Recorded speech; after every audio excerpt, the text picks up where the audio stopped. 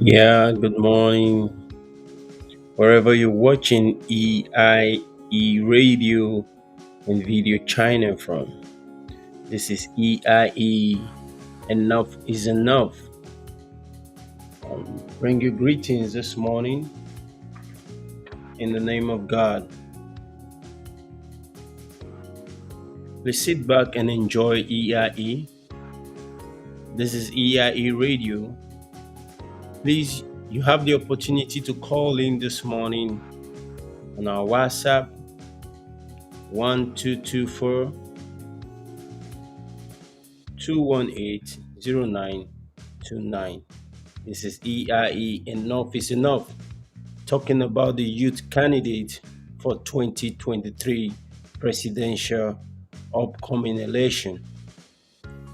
Please, let's hear your opinion on Nigerian as a country. Thank you so much.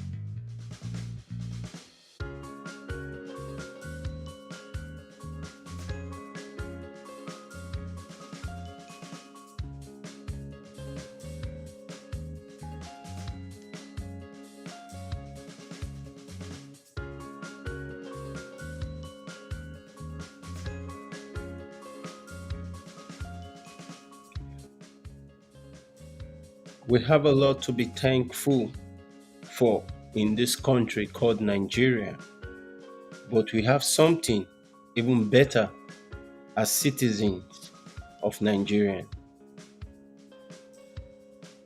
which is our heavenly citizenship. Paul wrote in Philippians, while we were in prison for telling people about Jesus, one of the things Paul wanted to remind the Philippians of was that they were citizens of Philippines, where they lived as Philippines, but even more, they were citizens of heaven, where Christ lived.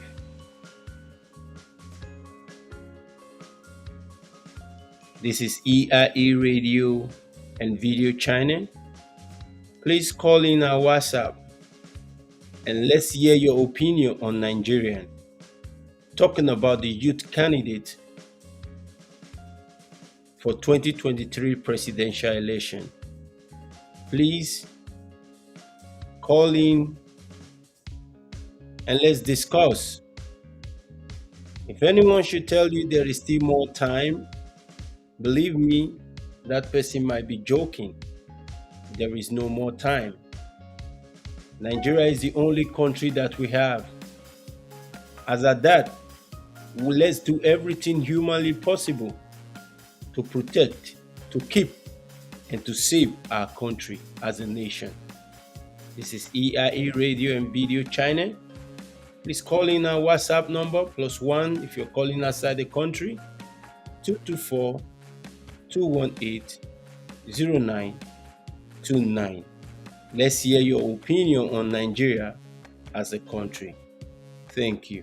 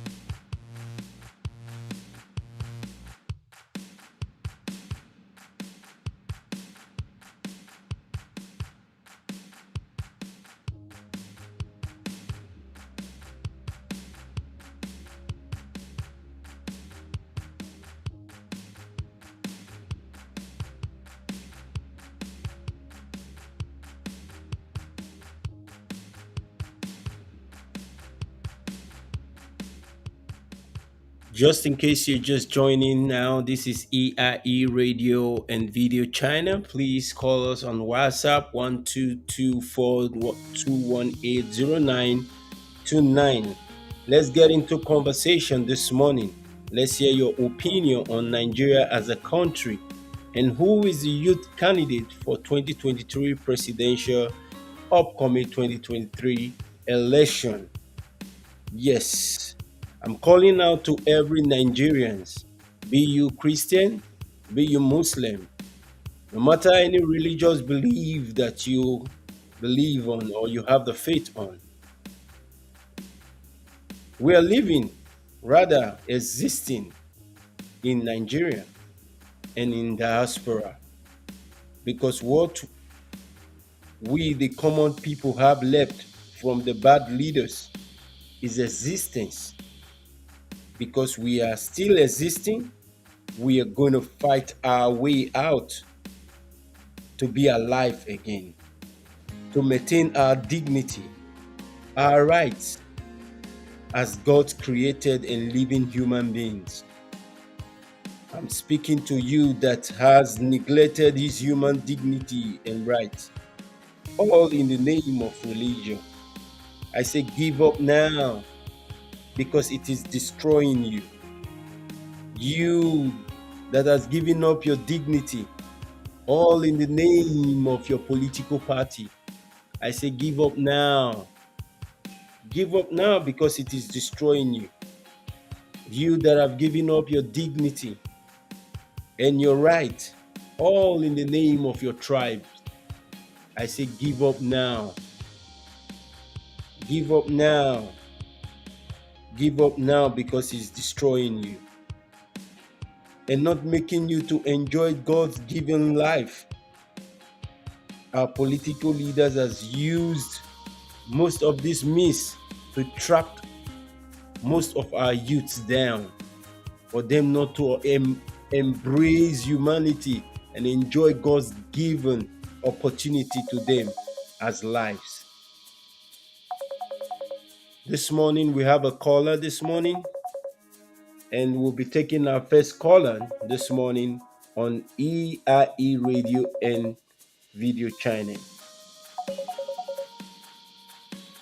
Hello, good morning. Hello, good morning, sir. How are you doing? How's the night? I'm doing fine, sir. This is EIE Radio and Video China. We're trying to put in together all the youths of Nigeria on I'm talking so about Yes, sir. I'm with you, sir. All right. Do you have any opinion regarding Nigeria as a nation? Do you have anything to say this morning? Because we are live on the radio. Yeah. I've seen you on live. That's the reason why I have to call you on the program just to connect. I'm so very grateful for bringing such an intellectual idea on how to bring Nigerian youth back together, and how to make a resolution and reconciliation of what is happening to our country.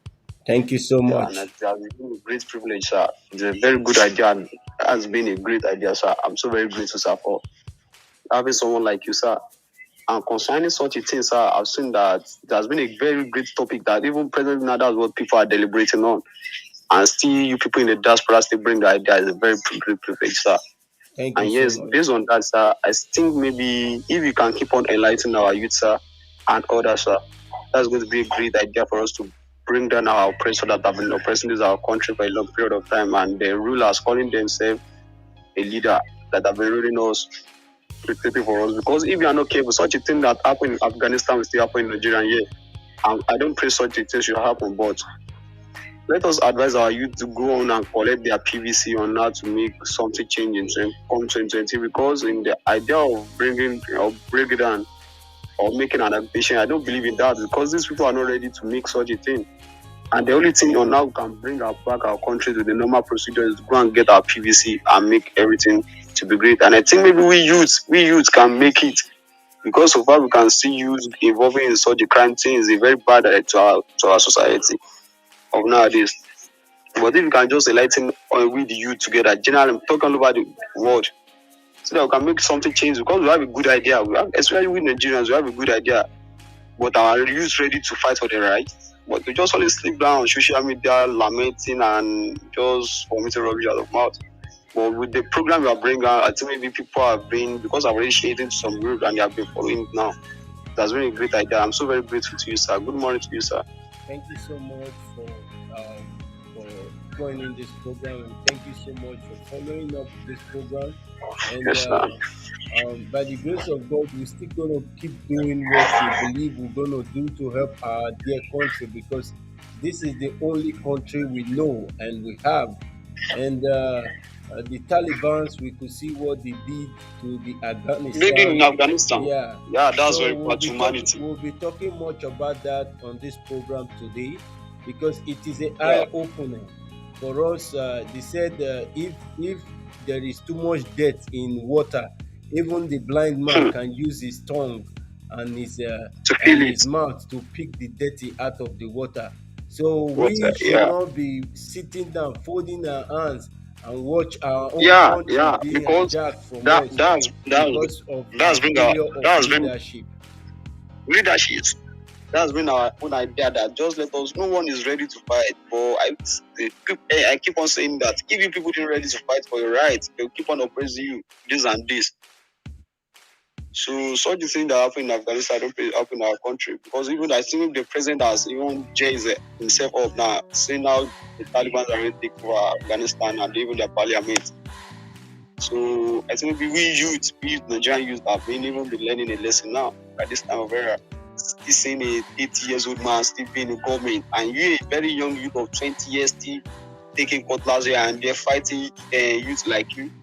Why don't you think of your own future on how to you to become a rulers instead of going here and there? But the only thing that we can use to fight these people is just to get our own PVC ready then, sir. Thank you so much. Thank you so much for calling in, and thank you for this your wonderful contribution. I hope our fellow youth out there are hearing a vibrant youth speaking the fact on how we could go about to redeem our dear nation. Thank you so much. Redemption, yes, Thank you so much for yes, sir. calling. And your name is Yes, sir. Joseph. Thank you so much for calling in, Joseph. Yes. And we hope to hear more from you as you call in this program, because we're gonna be doing this radio program live every day to keep our youth Every day now. united, so that we could be able to come together and place a demand. Because why I'm saying this is because it is the only option and the only way forward for us to take over what rightfully belongs to us from Yeah. this What dead and what happens that fake government that is running our nation. our nation, yeah. What happens that I'm going to share the program into majority of groups on Facebook so that it can go viral to our or even beyond our own expectation. Thank So you that so much. people can know what is going on in the world. Go to other countries, develop country. Youth are the one running them. But Thank I you still so much. talk more. Yeah, I'm not just only laying embassy on Nigeria, but generally to all African countries, all African countries. Thank you so Yes, sir. much. Thank you so Yes, much. sir. Thanks And for how the calling me. people over there, sir. We are My good. regards to all Thank you the so people much. in the diaspora. Then we hear. Thank you so My much. Thank you sir. so much. Like that. Thank you so much. We could hear a caller just called in now, from Nigeria. Is a youth, and we'll be going through a lot of program this morning. And I want you all to sit back. And if you're just joining us now, this is EIE Radio and Video Channel. Please call us on WhatsApp. It's 1224 218 0929. Let's hear your own opinion on Nigeria as a country. Who is the youth candidate for 2023 presidential upcoming election? It is never too early for us to plan, because they said when you fail to plan, that means you have planned to fail. Lack of preparation or present poor performance. We cannot sit back and watch our leaders turn our hands back and take what rightfully belongs to we, the youth. If they fail to plan for our generation, which is this generation, we should not fail to plan for the future generation, which is the generation of our unborn children. We have to take this as a responsibility as a youth of this dear country, Nigeria. It is the only country that we have, and we're going to do everything humanly possible to protect our country. Thank you so much, viewers, and you are permitted to call in this program and tell us and let's hear your opinion on Nigeria. This is EIE Radio and Video Channel. Please, you can call us through our WhatsApp number is 1224 218 0929. We are open for all general discussion. Let's come here and talk about Nigeria. It is important we talk about Nigeria because if we don't talk about our own country and talk about the way forward, we're sorry, we don't know what will befall the nation because the whole thing going on around the country now is something we are not proud of as Nigeria. Thank you so much for staying tuned. This is EIE Radio and Video Channel. Please, you are entitled, it is your right to call in this program and let's move Nigeria forward as a nation. Thank you so much. Enjoy the music.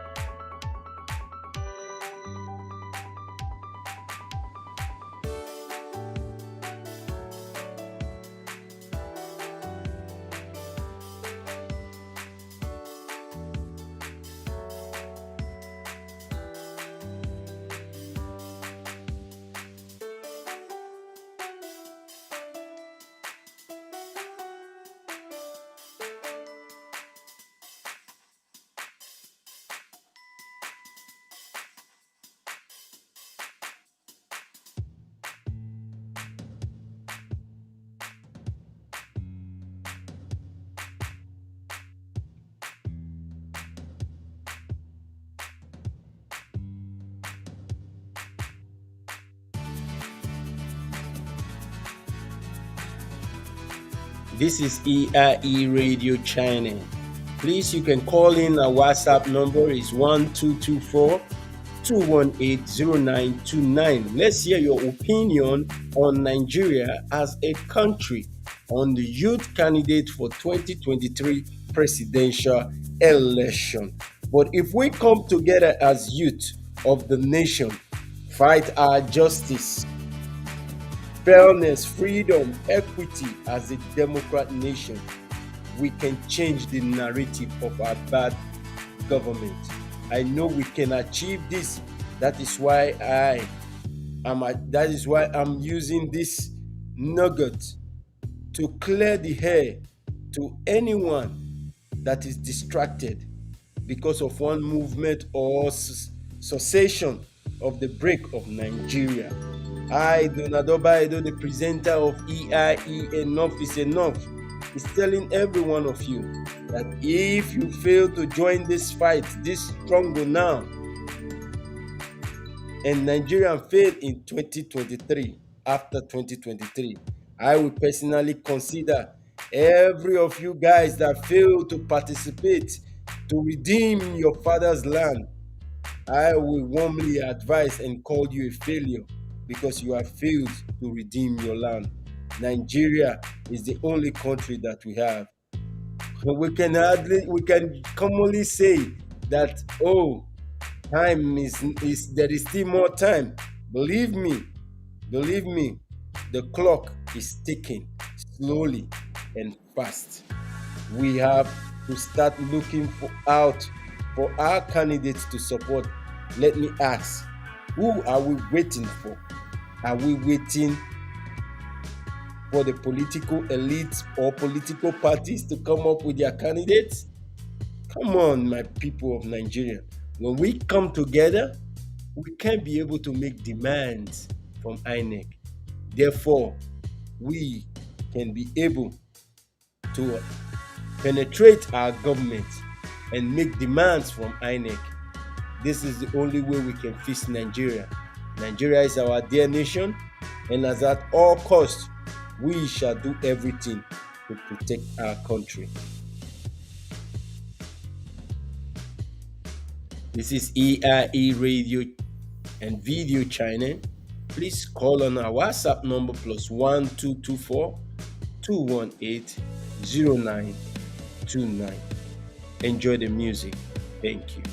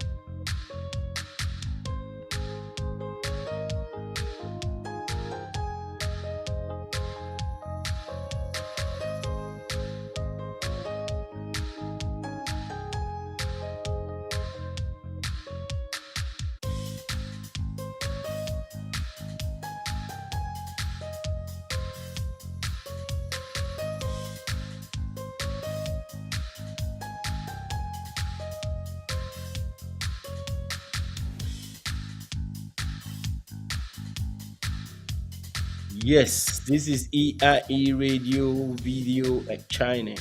Please call on our WhatsApp 1224 218 0929.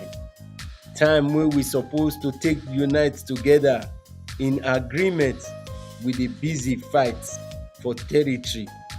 Before you know it, our own territory, we shall become slaves in it. Because if we don't know how to walk about this now, we will turn slaves in our own territory. I want you to sit back as I play this clip for you to see the things going on around the world. And definitely, we don't need to wait for us to be used as an example, but let's learn. Let's learn from the things happening around the world.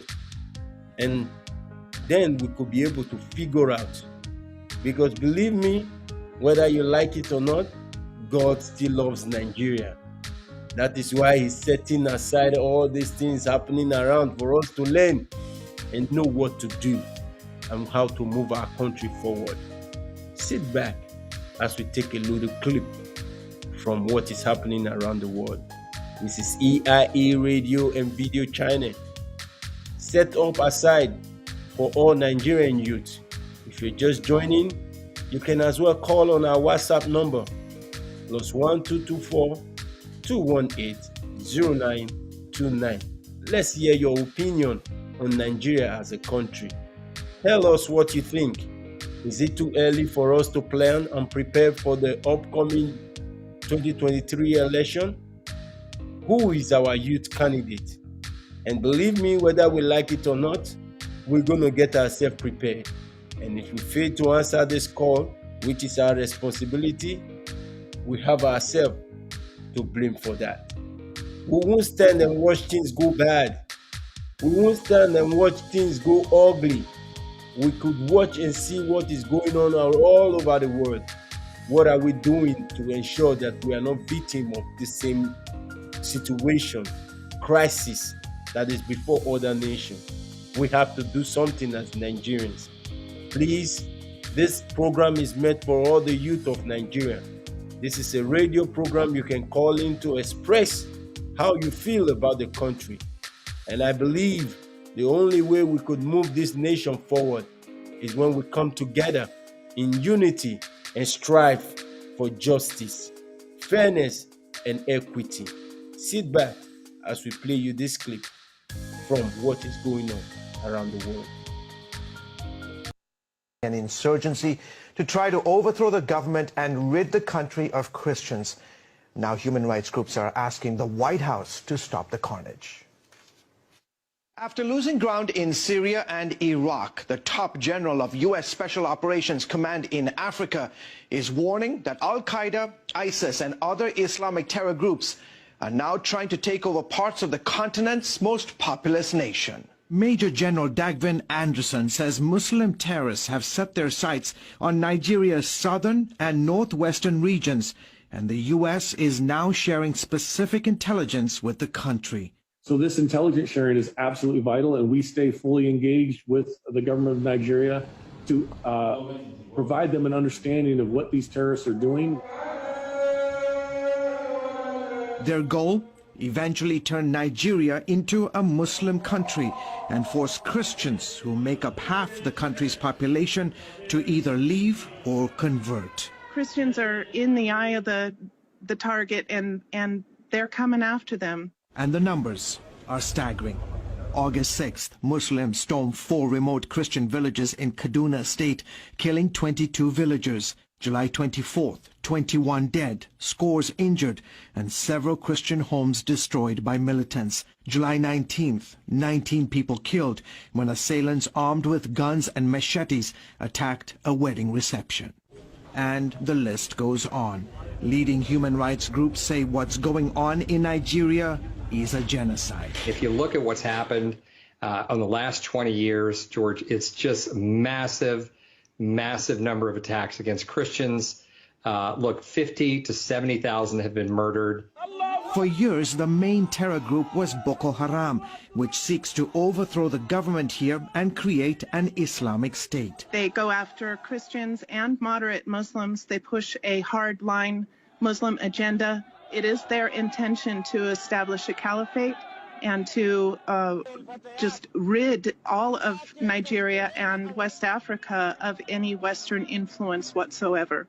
Now, there's a new actor on the scene. In Nigeria's so-called Middle Belt region, where the Muslim North meets the Christian South, a terror group made up of Muslim Fulani herders are killing thousands of Christians.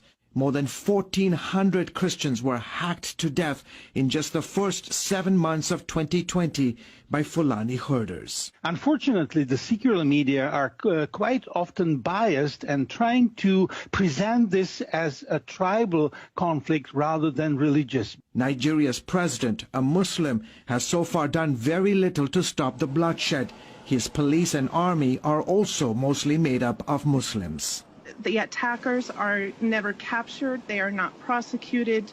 The security services respond very slowly. A full day can go on with attacks happening and no security shows up. And frequently, the government officials will provide cover. Helpless and vulnerable to almost daily attacks, leading Catholic bishops are now urging Nigerian Christians to defend themselves. Human rights groups are asking the White House to appoint a special envoy to help end the persecution of Christians in Nigeria. Unless the world takes note and puts pressure, economic pressure, sanctions, visa bans on the officials who are responsible for this travesty and for not reining in the terror, then Nigeria will continue to be a bloodbath. Meanwhile, King's Group is helping more than 3,000 Christians who lost their businesses, homes, farms or land to Boko Haram and Fulani militant attacks. International Christian Concern has created communal farms to give victims the opportunity to rebuild their lives. When they get back to work, the family is fed, they have a future, the kids can go back to school. It's a restoration of hope. It really is. And it's much more than just economics. It's the whole community. It's all the parts of life, the emotional, the physical, the mental. It means a lot to them. ICC and so many other groups trying to bring hope in the midst of all this devastation facing the Christians of Nigeria. And they are doing it. They are, absolutely. Great story, George. Thank you. Coming up, new evidence. Yes, this is EIE Radio and Video Channel. Please call in WhatsApp +1 224 218 0929. Let's hear your opinion on Nigeria. I'm telling you, all Nigerians youth, we have to wake up and be prepared to take over our promised land. Nigeria is our hope, is our home, is our future, is our birthright. So we have to get prepared. We have to know the exact thing to do right now, because everything happening in this country, our dear nation, Nigeria, we need to change the narrative as youth of the nation. I'm calling on every youth. This is the only land that we have.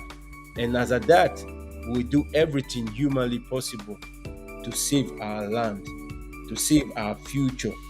Let's see what's happening around the world as we stay tuned on EIE Radio and Video Channel. Please, the line is open. Please, the line is open. You can call in +1 224 218 0929. This is EIE. Let's hear your opinion on Nigeria as a country.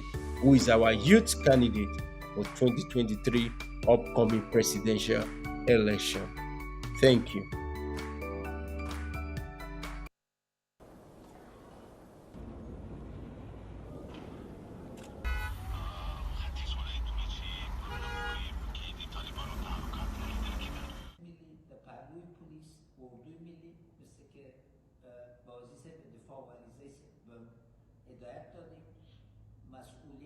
و یکی رئیس جمهور پیشین افغانستان را ترک کرد و کشور و ملت در توی یک حالت قرار داد خداوند امراش محاسبه میکنه و مردم افغانستان هم قضاوت خود خواد کرده.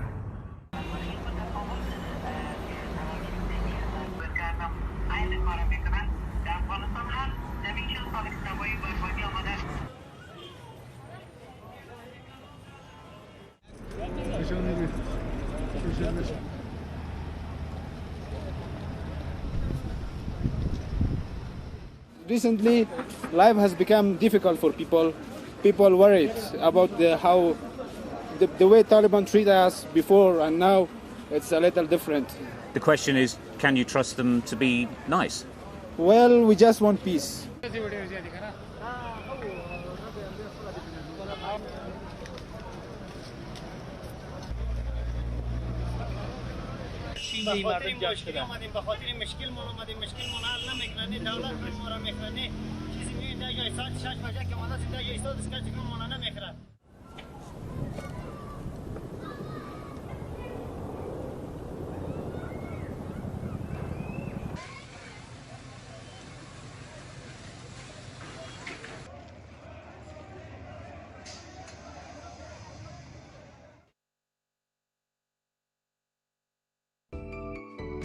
Yes, thank you so much for staying tuned. This is EIE Radio and Video China. Please, you can call in our WhatsApp number 1224-218-0929. God, they use other people, they give us example. God is using other countries that are facing this catastrophe of failure of leadership that are full with corruption to give us an insight on how to go about our own country, our dear nation. But so many of us are too blind to humanity because the corruption of our government will lead to the end of our dear nation, Nigeria.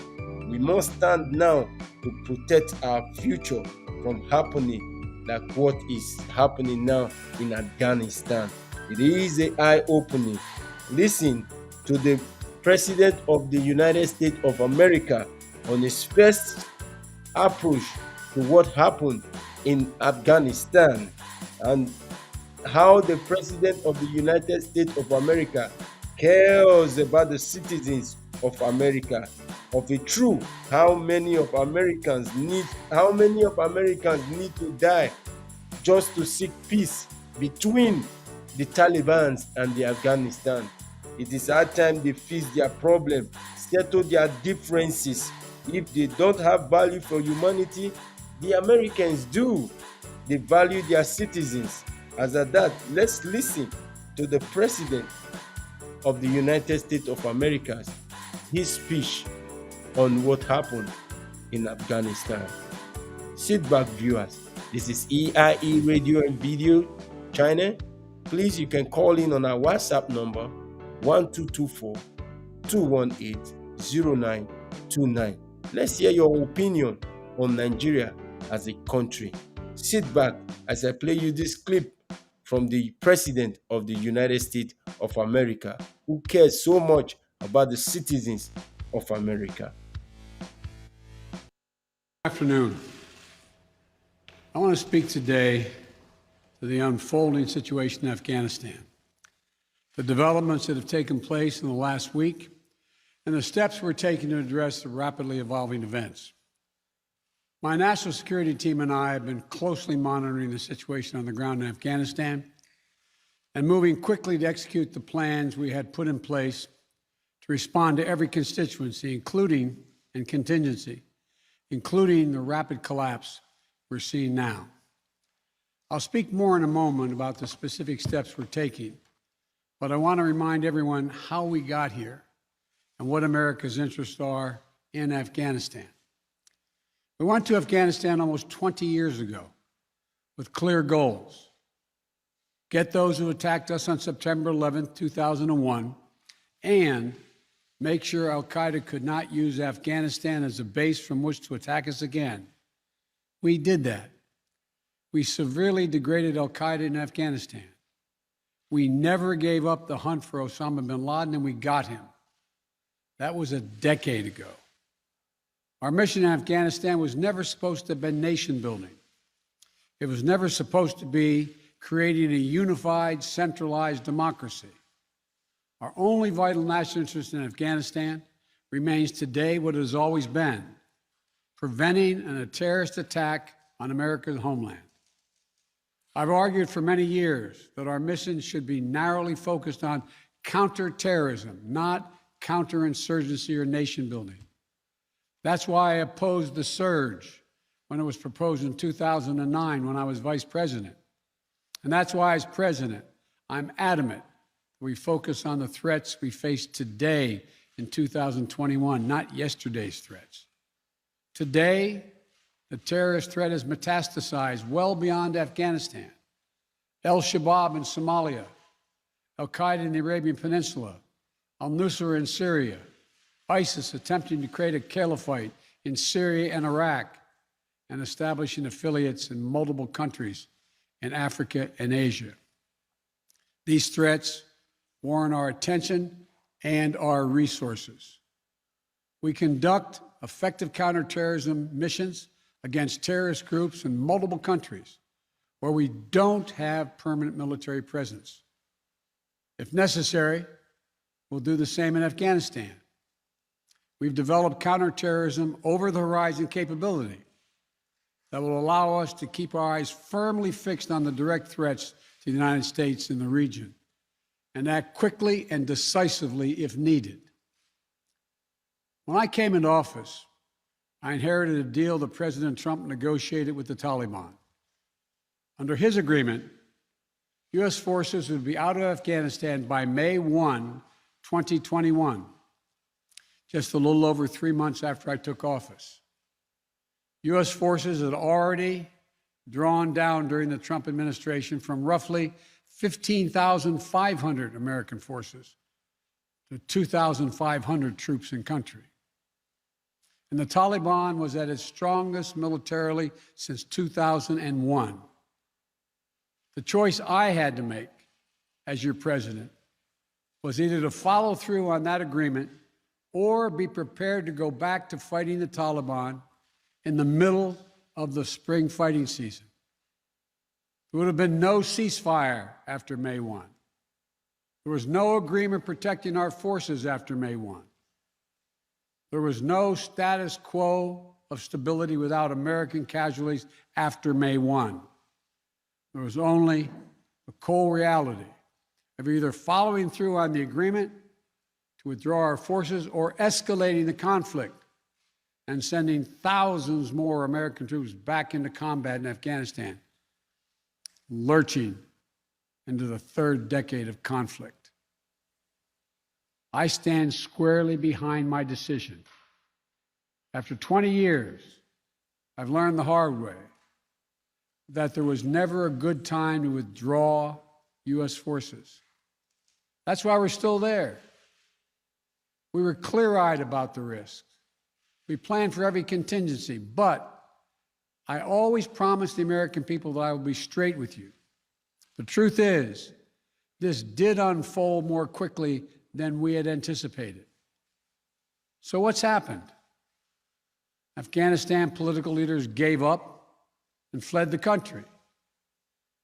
The Afghan military collapsed, sometime without trying to fight.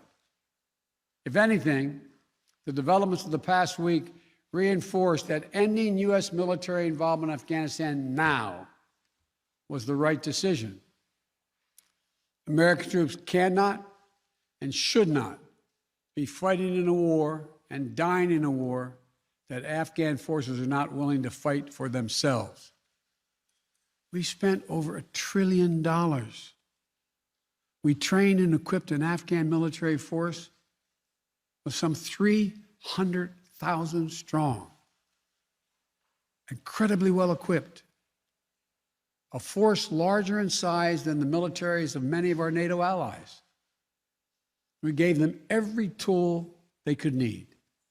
We paid their salaries, provided for the maintenance of their Air Force, something the Taliban doesn't have. Taliban does not have an Air Force.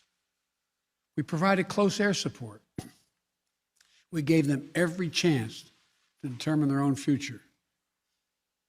We could not provide them was the will to fight for that future.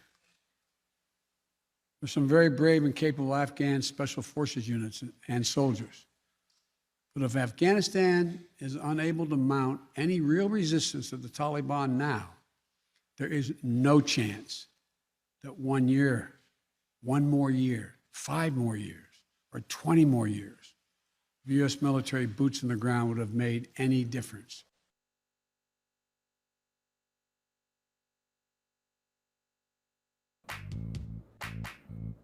Thank you so much for joining in. This is EIE Enough is Enough radio and video channel. Please, you can call in this program to tell us your own opinion on Nigeria as a nation, as a country. This is our dear nation. This is our dear country, the only country we have. And as at that, we're going to do everything humanly possible to redeem and to save our nation. I'm calling on every youth out there. Let's learn from the things going on around the world to be able to secure our own nation. Stay tuned as I give you another clip for what is going on around the world. Sit back. Of Afghan interpreters and their families whose brave work with the U.S. military over the last 20 years, now that will be tested whether or not we can get them out. And look at this afternoon, the images of the chaos in Kabul seen around the world. Afghan citizens desperate to escape there, swarming an American military plane. This is a C-17, of course, heading down the runway for takeoff. And unbelievably, there have been reports of people who were killed falling from that plane as it took off, reports of others who died in the chaos. The disturbing images showing people desperate to board planes, a child being pulled aboard, hanging onto that rope. Thousands of Afghans crowding onto the tarmac at Kabul airport, some sitting on top of planes, just waiting, hoping to leave Kabul, now in fear. Men, women, children scaling this wall, climbing around barbed wire just to reach the airport. The U.S. hoping to evacuate. Yeah, thank you for watching EIE Enough is Enough. Just playing you a little clip of what is going on around the world so we could learn lessons from all this and sit uptight and see how we could move our country to another nation, to a new Nigeria, a country whereby we could be able to raise our children, our unborn generation, and give them hope, life, and joy. Let them feel the embrace of our nation, our blessed country, Nigeria. Sit back as I play you a clip from the interview of the head of the Taliban on what happened in Afghanistan. Sit back and please don't forget to give us a call and tell us your own opinion on Nigeria as a country. This is EIE Radio and Video Channel. Please call our number on WhatsApp, or you can give us a direct call on +1 224 218 0929. Shaheen, for the last several, I would say, months, certainly the Doha negotiations, the last several weeks and days, as you have conducted this lightning and very well strategized takeover of the country, most in the international community are saying, well, we can't really trust what the Taliban says. Let us look at what they are doing. So you say no revenge, amnesty for even the other side, even the soldiers from the Afghan government side, and yet you can see the scenes of chaos at the Kabul airport where terrified Afghans are escaping you. They're trying to escape you right now, clinging to aircraft, falling from wings of planes, just scrambling to get out. They are terrified. They must have a reason to be terrified. What can you say to these people? I think they do not have reasons. While we have issued a statement after a statement, why have we issued remarks after remarks by the spokesmen? So why they are terrified? So we are assuring them that there will be no risk to their property, to their lives, to their honor. So I'm also surprised why they are terrified in fleeing the country, why the country need them. This is our country, a country of all Afghans. This country needs reconstruction. So that as Afghan, they should come together and rebuild this country to have a peaceful coexistence and tolerance among each other. So obviously, Sohail Shaheen, many remember what happened when you were in charge in the late 90s before 9/11, and there was a lot of revenge and a lot of retribution. But let's talk about just the last few weeks and months. As you know, we have discovered a video that's been all over the air from July with Taliban fighters executing 22 Afghan commandos who were trying to surrender. That is a terrifying thing. That is what people are looking at and hoping doesn't happen to them today. Human Rights Watch, the international organization that monitors events in Kandahar, say that now the Taliban have been detaining and executing suspected members of the provincial government and security forces, and in some cases, their relatives. There have been assassinations on the government side as you have moved forward and now into Kabul. So these are legitimate things that have happened. Why are you saying that this is not going to happen when we're getting reports that it is happening? About that video which was referred to, it is a fake video. I have already refuted that, and all our spokesmen. And about if there is any case, they bring it, we will investigate that. On the basis of our policy, they are given amnesty, and there is no harm to anyone. If anyone claims they have been any threat to their lives or any case of assassination or any case, we are committed to investigate that and to bring the culprit to the court and to see his or her punishment. I know you say that's fake video, and maybe you want to disassociate yourself from it at this point, but certainly CNN and others verified that video. But let's move on. Yes, because I investigated that video, that's why I'm saying it is fake. Your statement recently says, or the Taliban statement, all those who have previously worked and helped the invaders or who are now standing in the ranks of the corrupt administration of Kabul, the Islamic Emirate, that's you, has opened its door for them and has announced amnesty. So now let's talk about those members of the ordinary Afghan people who have helped US forces in the past, who have worked as translators, who have helped the current, or rather the fallen government, who have helped NGOs, who've been on the forefront of women's rights and activism. They are also terrified and they're desperate to be airlifted out of Afghanistan. What will you say and guarantee for those people who are Afghans who have worked with international forces in the past? They should not be terrified or desperate. Our guarantees, our official statements, ensuring that there will be no danger to their property, honor, and life. That is our commitment and also guarantee, because this is something official which reflects our position. So, and they can see right now in the districts that are under our administration. So all the people, they lead their normal life. The schools are open, the offices are open, and the businessmen do their trade and business. So this is a practical example. So why they are terrified? They should not be terrified. Thank you so much for staying tuned. This is EIE Radio and Video Channel. Please, you can call in our WhatsApp number. Our WhatsApp number is 1224-218-0929.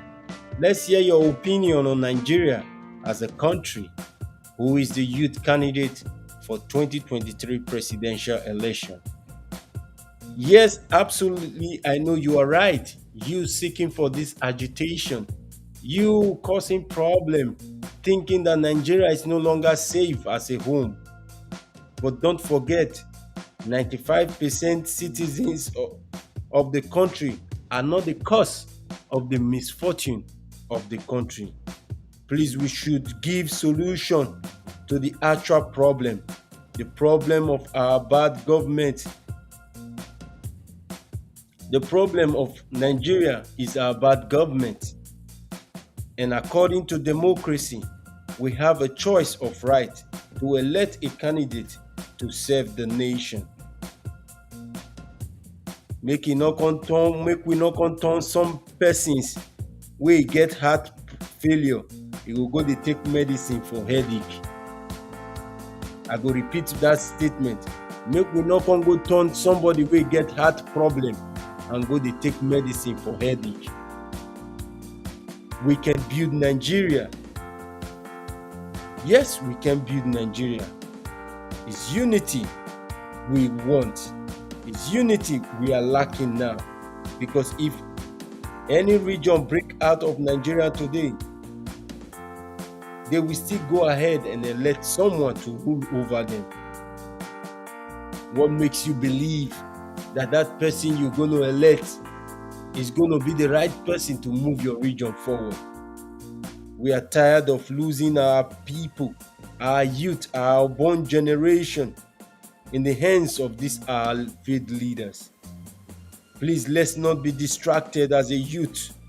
Let's come together to vote away bad governance, because they are waiting for us to come and take the power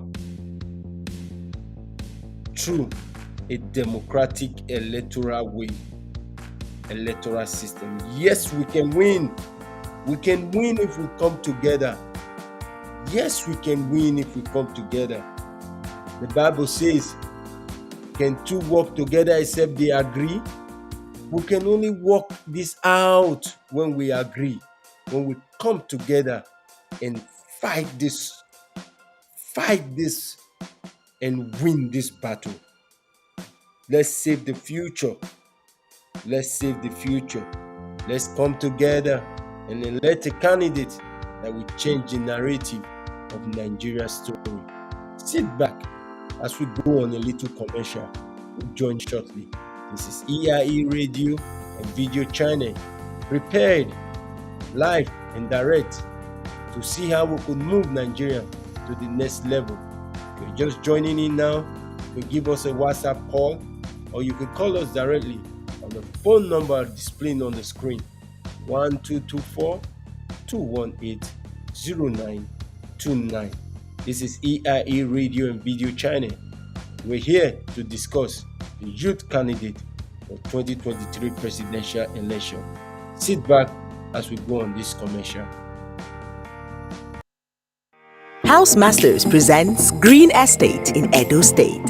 Our estate is luxurious and reflects that magical merging of inspiration and architecture. We build, buy, sell, lease and rent landed properties. With great features like good road network, street lights, playground, swimming pool area, mini market, fenced and secured environment. Our land size is 450 square meters and we're offering a very flexible payment plan. The one-time payment plan goes for 450,000 Naira and 850,000 Naira respectively. Installmental payment plans also available for 40,000 Naira and 80,000 Naira monthly for 12 months. You can locate our sites at Ikoro Community, Upper Ekenwa along Ekenwa Road and at Oluku Bypass. For inquiries and inspection, please call 0815-838-4824 or 0810-504-0052 or visit our website at www.housemasterslimited.com. Our office is located at 14 Wire Road, Benin City. Green Estate, Edo State, powered by House Masters. This is powered by House Masters.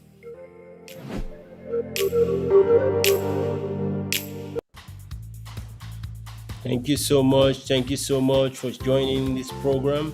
This is EIE Enough is Enough. EIE Radio and Video Channel.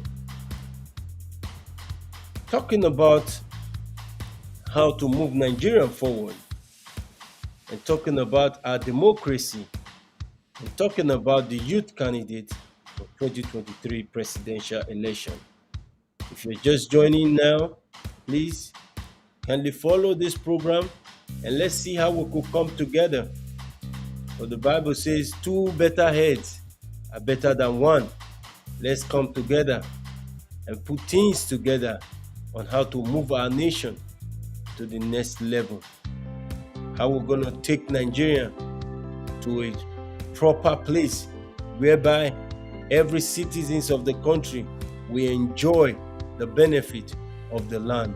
A place where there will be good education, a place where there will be good road, good security, good hospitals. All the government sectors and system will be functioning, and there will be accommodation for both the elderly and the less privileged. This is the kind of nation we want to build.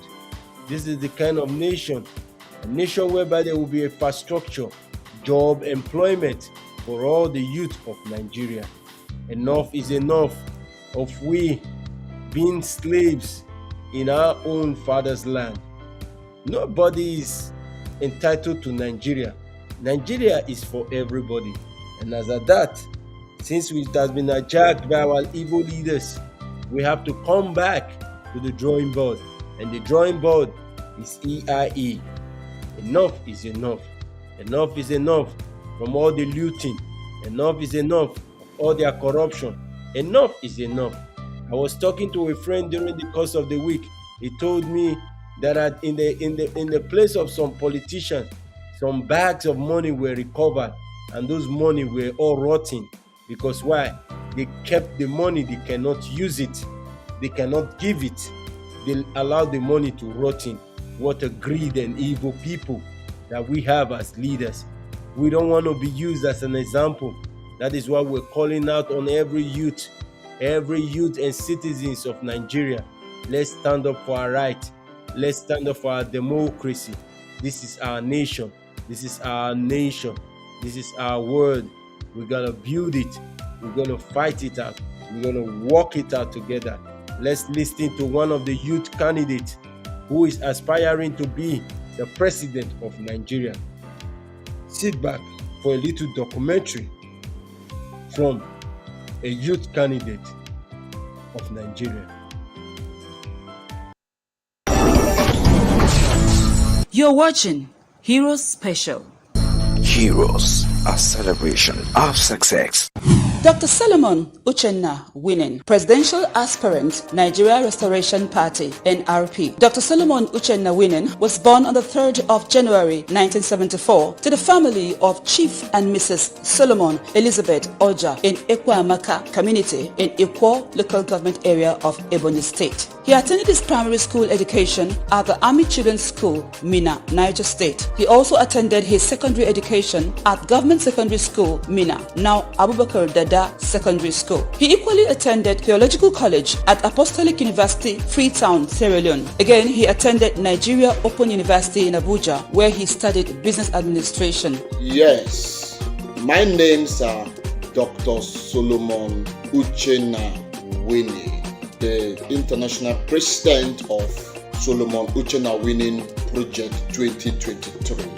Precisely, I'm from Ikwo in Ebonyi, local government area of Nigeria. I'm proudly an Igbo man and Easterman. Dr. Solomon Uchenna Winning again continued his search for knowledge, where it took him to the United States of America, USA, where he bagged his diploma, Bachelor of Arts, BA, and Master's and Doctorate degree in Christian Leadership Education from the prestigious Apostolic Christian University and Zion Christian University, USA. He also gained doctorate award from Convergence University, UK, London. He also has obtained many other awards from various institutions, including the prestigious American Gold Award. He is the international president of World Revival Movement Worldwide, the presiding bishop of Majesty Worship Embassy, president Global Council of Bishops, chairman Majesty Multipurpose Limited, aka Majesty TV, the prelate grassroots minister Network Worldwide, the chairman We Komi Groups of Company, an international and well-traveled man. He's also a husband, a father with high level of skilled leadership.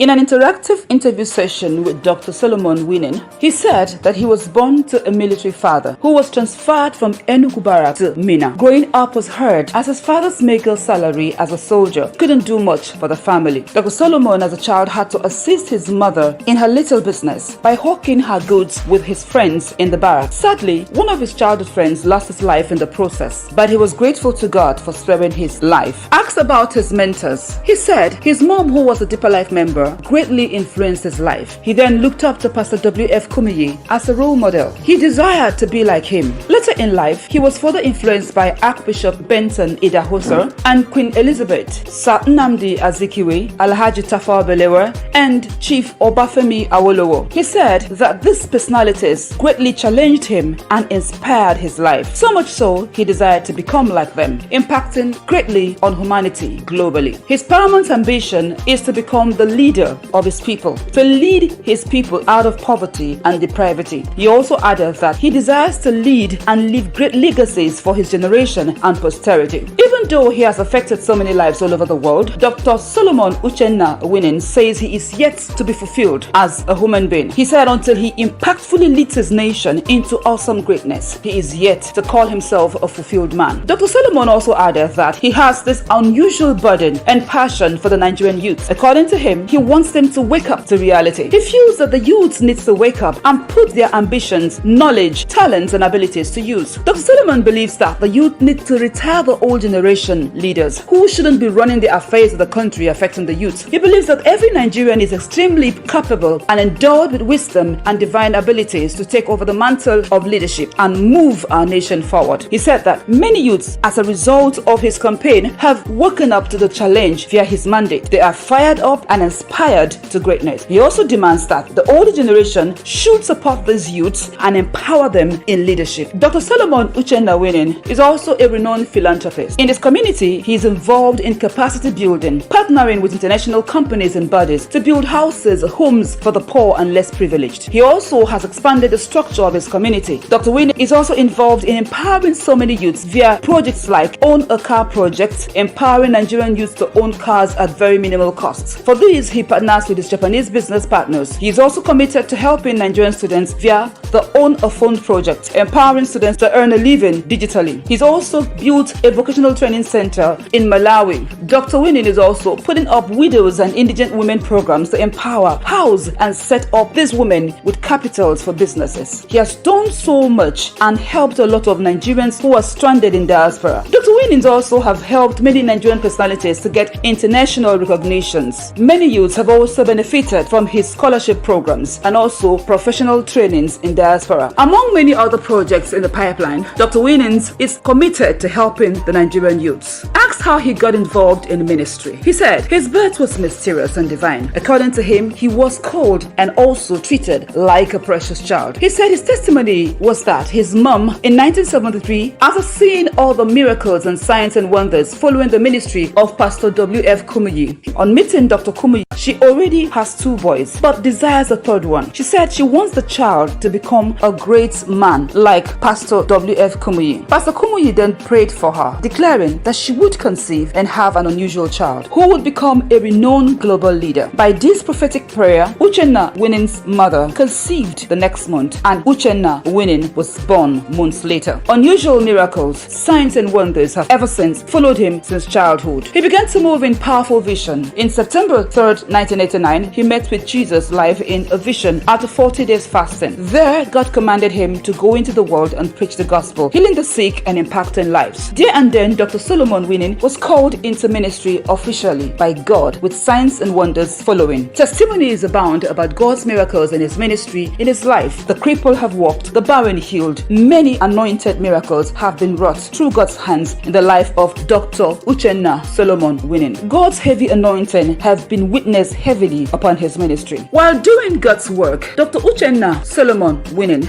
never felt he could ever come into politics. But he lost his mom, who had been his pillar. She told him that he would become a great man, even as she goes to the world beyond. She promised him that he would definitely become a great leader. Shortly after then, Dr. Solomon Uchenna Winning went into prayer to seek the face of God for the next phase of his life. And God told him clearly in a trance that he has been sent to save the nation from decay and rottenness, and the name of his party was given to him. He then began to research, saying and claiming that he knows nothing about politics. Dr. Solomon Uchenna Winning went ahead to begin to research and learn about politics while praying about his vision and mandate. Hence, he calls himself a political prophet, and his mandate is divine. Dr. Solomon Uchenna Winning would always say that he has a mandate for the restoration of Nigeria. He also added that he is not in competition with anyone, but rather he is passionate about the mandate and command given to him by God. That makes him stand out. That is his selling point. He also added that restoring the core values of our founding fathers in the person of Dr. Nnamdi Azikiwe, Alhaji Abubakar Tafawa Balewa, and Chief Obafemi Awolowo. He believes in the Wazobia spirit, unity and peace in diversity, unity and peace in the nation. Dr. Solomon believes that Nigeria needs him because he has the divine mandate and blueprint to restore and deliver Nigeria. He believes that God is involved and will certainly change this nation. Asked about his strategy, Dr. Solomon Uchenna Winning says that his strategy has no room for division. Hence, he added that he would create sub-leadership from each geographical zones. He would elect through the people 6 vice presidents who would co-rule the nation with him. He also emphasized that no zone will be left neglected. He said that the vice presidents would ensure that the zones are positively affected and properly developed. Resources would be shared equally. According to him, he would put strategies and measures in place to ensure that there is peace, equal rights and justice. This indeed would be a dynamic and good development, ensuring contentment across the nation. We therefore present to you Dr. Solomon Uchenna Winning. Dr. Solomon Uchenna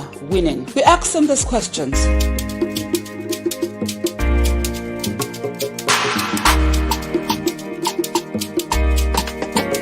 What the country needs now in Nigeria is total restructuring. I mean, our nation in quote needs total overhaul. When I am given the privilege of becoming the president of Nigeria in 2023, we are going to make sure that there are aspects of this nation that will be put in place. Number one, we are going to strictly look into what we call insecurity, where we address the issue of insecurity in our nation totally. Number two, we are going to address the issue of corruption, where we bring corruption into zero level. Number three, we are going to look into social welfare package for all Nigerians, the masses. We will make sure that those packages gets to the grassroots, the ward and the unit. We will create a system where it will be supervised and monitored from the national house to the down of Nigeria. Number four, we are going to make sure our infrastructural development will be of high level. We are going to focus, invest, monitor all the infrastructures in Nigeria by networking all the roads, federal roads, state roads will be highly put into place. Number five, we are going to look into educational system of our country. We are going to create an international standard and partner with international standard of report to make sure that our educational system in Nigeria is of standard. By that, we are going to give an offer to free education to all Nigerians from primary school level to secondary school level. And those that meet some criteria and requirements will also be given an opportunity for sponsorship in the tertiary level. Number five, we are going to look at our health sector. Health sector is nothing to write home about. We are going to address the health sector of our nation. We are going to make sure that the health system of our nation is of international standard and international repute, so that we no longer go out for medical checkup or medical treatment, but every equipment to make sure that Nigeria are taking care at home will be put in place. We are going to look into a lot of areas that will not be mentioned, but I want to tell you, I know that Nigeria can still be a greater nation again. If I am elected as the President of the Federal Republic of Nigeria, I will make sure that Nigeria becomes one of the best world economic nation of the world. We present Dr. Solomon Uchenna Winning, a man for the people and of the people. Asked about his intention to become the president of Nigeria, Dr. Solomon Uchenna Winning reeled out his manifesto in the following ways. A tough, swift and accurate action is required to liberate the long suffering of citizens and restore Nigeria to its rightful place in Africa, in particular the world in general. According to Dr. Winning, Nigeria is a country immensely endowed with all abundance of human and material resources. The economy was in good shape, the country was peaceful and progressive. But then, his vision, according to Dr. Winning, is to be an honest, decentralized and disciplined visionary leader who would create a fulfilled and fulfilling platform for freedom, peace and social justice for the people. His mission is to strategize, transform the political, economic and social concept of Nigeria in order to ensure transparency, selfless leadership and discipline. According to him, the infrastructural decadence in Nigeria is symptomatic of negligence as a nation, coupled with our uninspiring leadership across board. He said, we have spent huge sums of money to establish these structures. With our poor maintenance culture, the structures deteriorate in no time. According to him, we shall invest heavily in infrastructure that are of immense benefit to the masses, and also appropriate care will be taken to maintain and preserve them. Asked about education, Dr. Winning says the educational sector will be completely overhauled. Education will be free and compulsory to senior secondary school pupils. Scholarships will be awarded and extended to indigent and deserving students in the tertiary institutions. Social welfare package. Dr. Winning said Nigeria is potentially a rich country. He said we shall introduce a social welfare scheme. At birth, every Nigerian shall be issued a social security number. This will enable the child to have access to necessities of life irrespective of the circumstances of his birth. For widows, indigent children, physically challenged and people who are aged will be targeted in the dispensation of basic needs such as food, medicine, shelter, education. He also promised to provide pension schemes and gratuity for the retired workers promptly. A well-orchestrated medical system which will be free for Nigerians under the age of 18 and senior citizens over 65 years. Dr. Solomon Uchenna Winning also promises freedom of worship. According to him, Nigeria is a multicultural, multi-ethnic society. Therefore, the constitutional provision for freedom of worship will be ensured. This would be upheld as everyone is at liberty to nurture and practice his belief.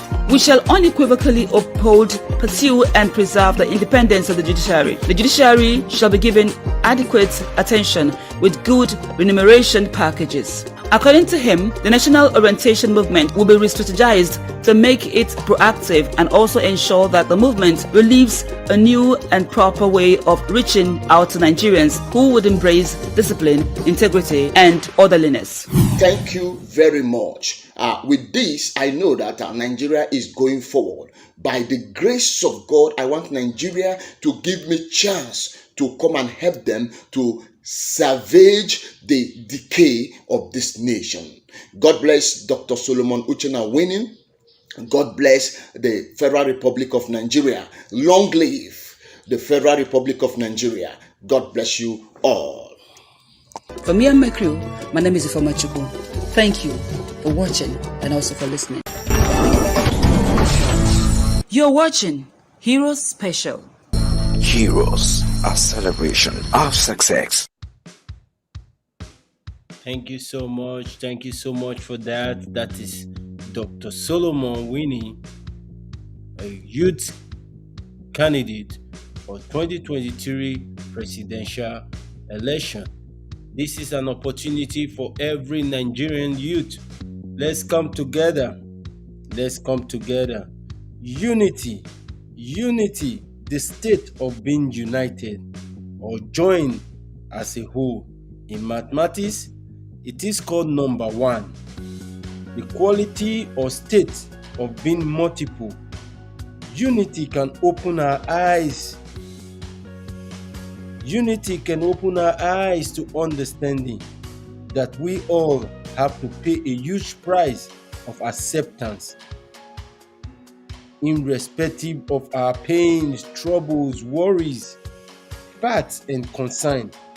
Growth we must place in our thought because we want to grow our generation in a nation where we all have our history.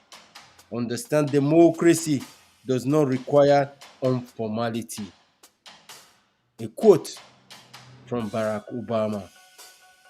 Nigeria as a country can meet the citizens many challenges, challenges, many of their challenges, and has committed to make a peaceful transition to a new administration as a smooth and possible with great mind, feelings, and more. Among as number of persons, let's stand in harmony, in agreement, and let's value humanity. I want you to sit back as we play a clip on how he who God has raised, no one can pull down. I want you to take a look at this, that sometimes those trying to bring you down don't realize you are part of the reason they are still standing. Our government are trying to bring us down. They don't know that we are the reason why they are existing. We are the reason why they are there. We are the reason why that office is being created, for them to come there and serve and protect lives and property. Now we are getting the opposite side of it. What can we do? What are we going to do as citizens of Nigeria? Please, we have to come together. Unity is what we want. Unity. I appeal for unity and participation in our democracy for the new Nigeria. I'm calling out all the youth of Nigeria. Let's come out. Let's go get our PVC. Let's do the needful. It is our responsibility. Youth candidate for 2023 presidential election. Call in the program. This is EIE Radio and Video Channel. Please call in on our WhatsApp number and let's hear your opinion on Nigeria as a country. Sit back as we play you a clip from a wonderful message from great people of God. Thank you so much. In Jesus' name we pray. Oga, can't you say amen? I didn't say amen because I didn't understand the prayer. What do you not understand about such a simple prayer? The part you kept saying, our Father, our Father. Were you referring to you and I? Of course, it is just you and I here now. Or are you not a child of God?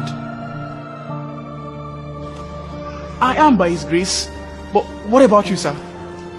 I'm a pastor, and you know it. But sir, if you say our Father, it means we are His sons, and we both are brothers. Yes. That is the point I don't believe, and the reason I refuse to say amen. Because if we are brothers, you wouldn't have told me to stay at the corner outside. You'd have ushered me into your house.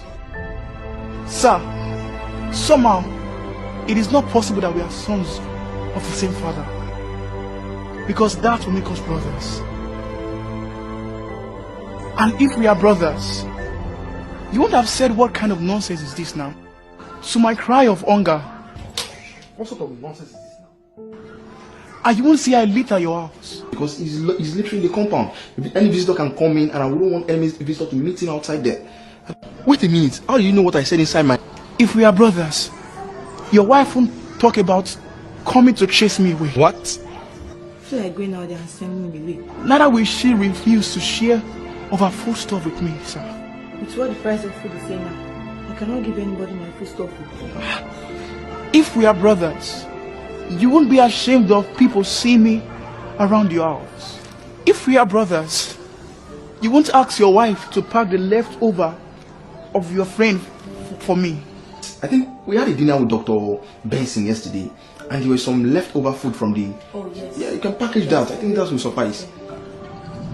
If we are brothers, even if all you have is leftover, you won't give last night food to me cold. Maybe I should just warm and... No. Warm, no, that's a long process. And in this used nylon bag. Just put it in the nylon and then, It can only be our father when we treat ourselves as brothers and sisters.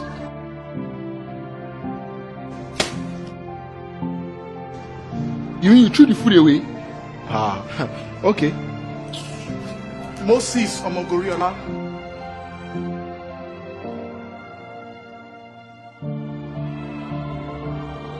I took you from being a beggar. I raised you from the dunghill and set you up to sit among princes. But how soon have you forgotten the road you traveled to get here? Now you hate the poor and you detest the needy. The sight of those that travels the road you once traveled is now an offense to you. You forgot how I brought you before great men, even in your rags. If those men have resented your sight, Moses, would you be sitting among them today? You wicked servant. I came to observe your doings, and I've seen how you love to give to those who have enough, and you deny those who lack. You give to your rich friends on their birthdays and during festivals, but before your very eyes, the poor, they celebrate in hunger. What a wicked heart you are. I will curse your blessings and bring you back to the dunghill where I took you from. Unless you repent, I will abase you before everyone. And you shall know that I am the Lord, that lifts up one and brings down another. Be warned, and all your likes. I love the poor, and the needy is dear to my heart. And that is why I chose some of you, and I blessed you, so I can through you cater for them. But many of you whom I lifted by myself, you now believe you prospered by your own geniuses. So those who are waiting for me looks to you as useless and unserious men. If you hate the poor and the needy, I hate you, and I'll reject you because of them on the last day, as it is written in my word. Matthew 24, 35 to 46.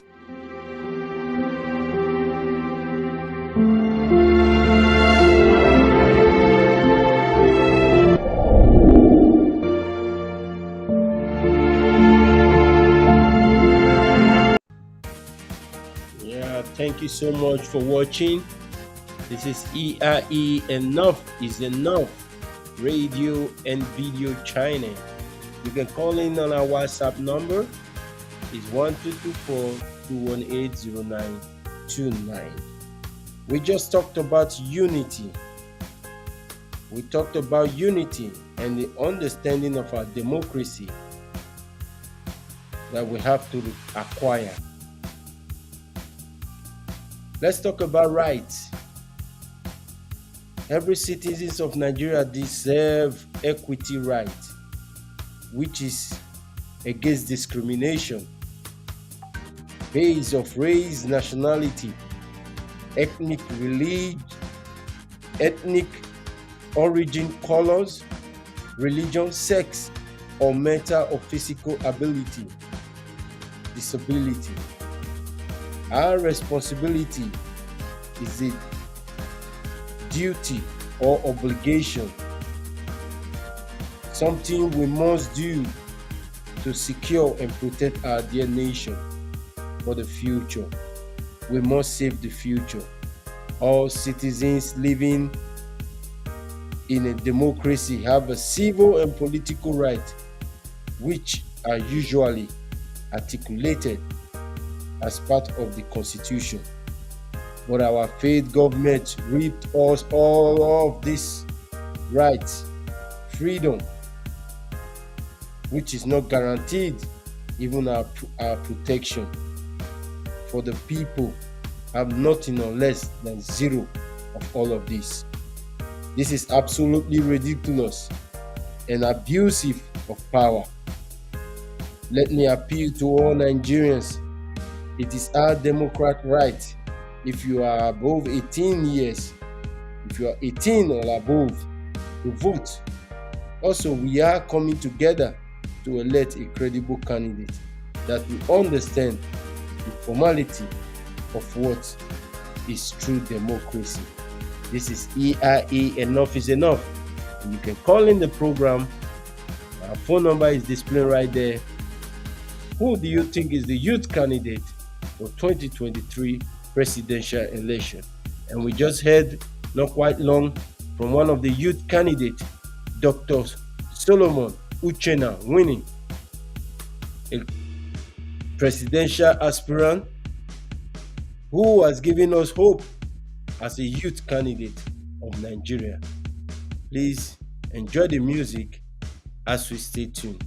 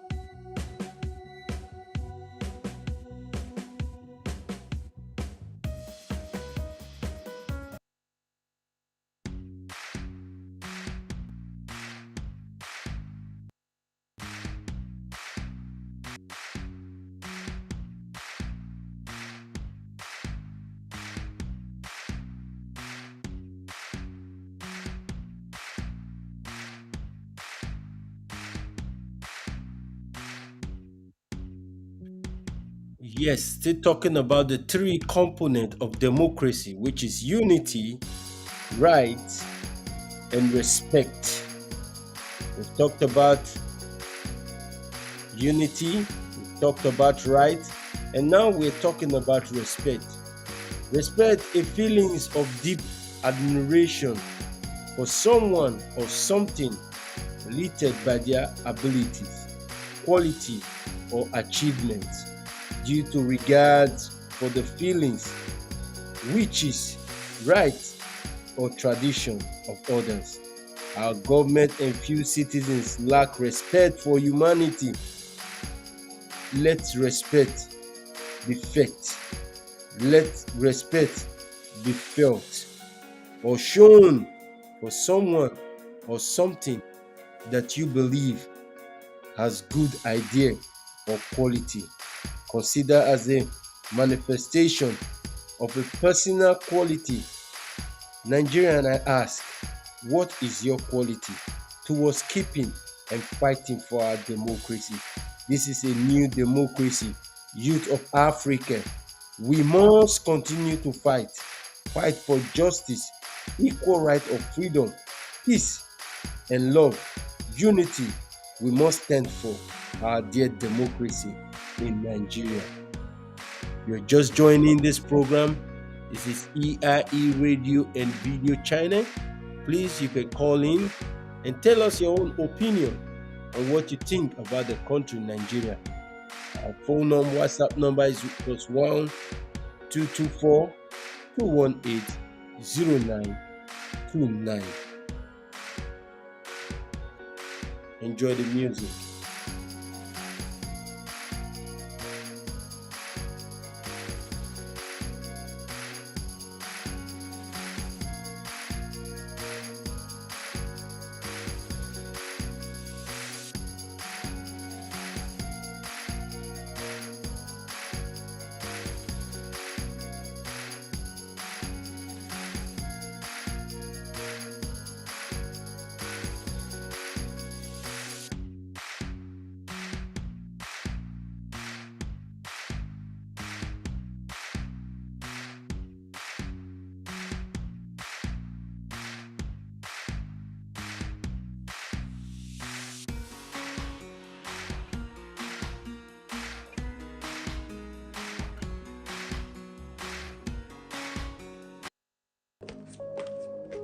Showing up in style inspires great confidence. IVM G5T appeals to class.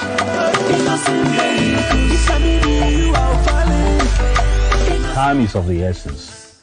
With IVM Kappa, business and meetings are always on the go. Fun time with the family. Thank you to IVM Kingdom.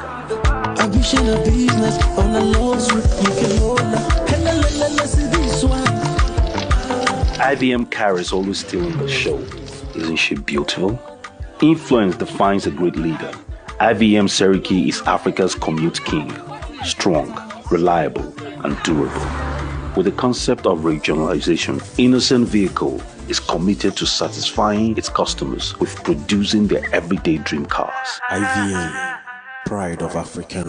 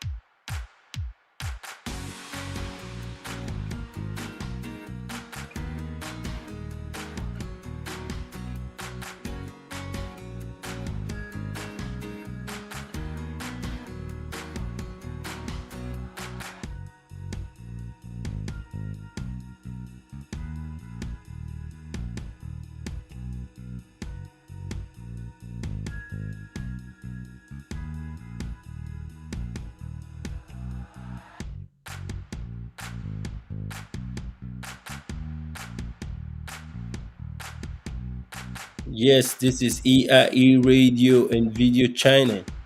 Please, the line is open for you to call in the program. It's +1 224 218 0929.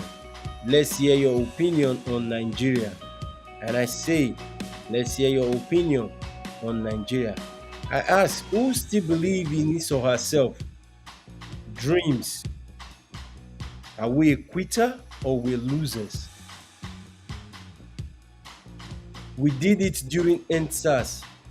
when our political elite has not destroyed us, we should stop playing on their scripts, because right now it's like we, the citizens, are playing to the scripts of our political elite.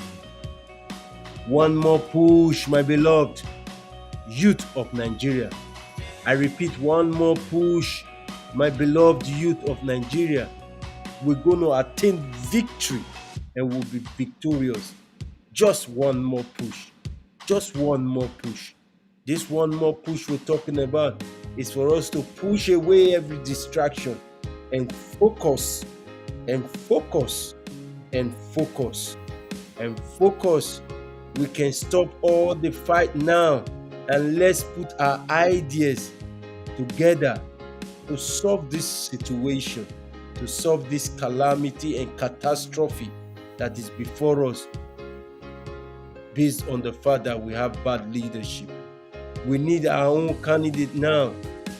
We must not keep waiting for anything. We must not keep waiting for any political party. We must not be waiting for them. We must not be waiting for them. The thing you want to do as a person, come, let's turn this narrative around.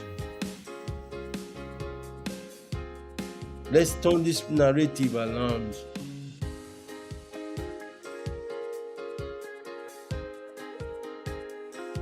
Let's turn this narrative around. No matter where you come from, the east, the west, the south, the east, and the north, let's stand together. Let's stand together in unity. No matter where you come from the north, from the south, from the east, from the west, we are one. One equal creation in the eyes of God Almighty. Take a look at what happened in the East, where they declared they stayed at home. In that turn something that like, what do you want to do, person? You can't use and do yourself. Who died along the process at the stay at home? The fellow brothers from the East, whose children did not write those exams. Our fellow brothers, children from the East. Let's put away our hate. Let's put away our anger. Let's put away the agitation. I'm appealing to all youth and citizens of Nigeria.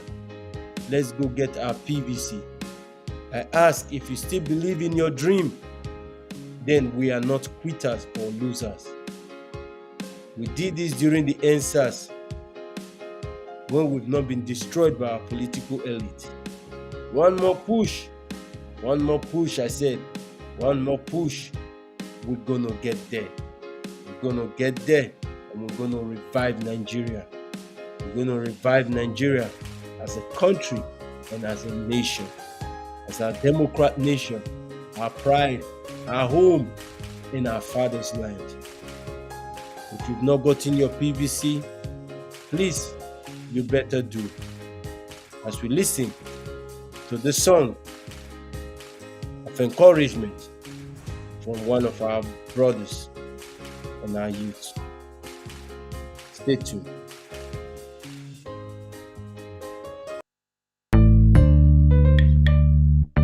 Listen to me,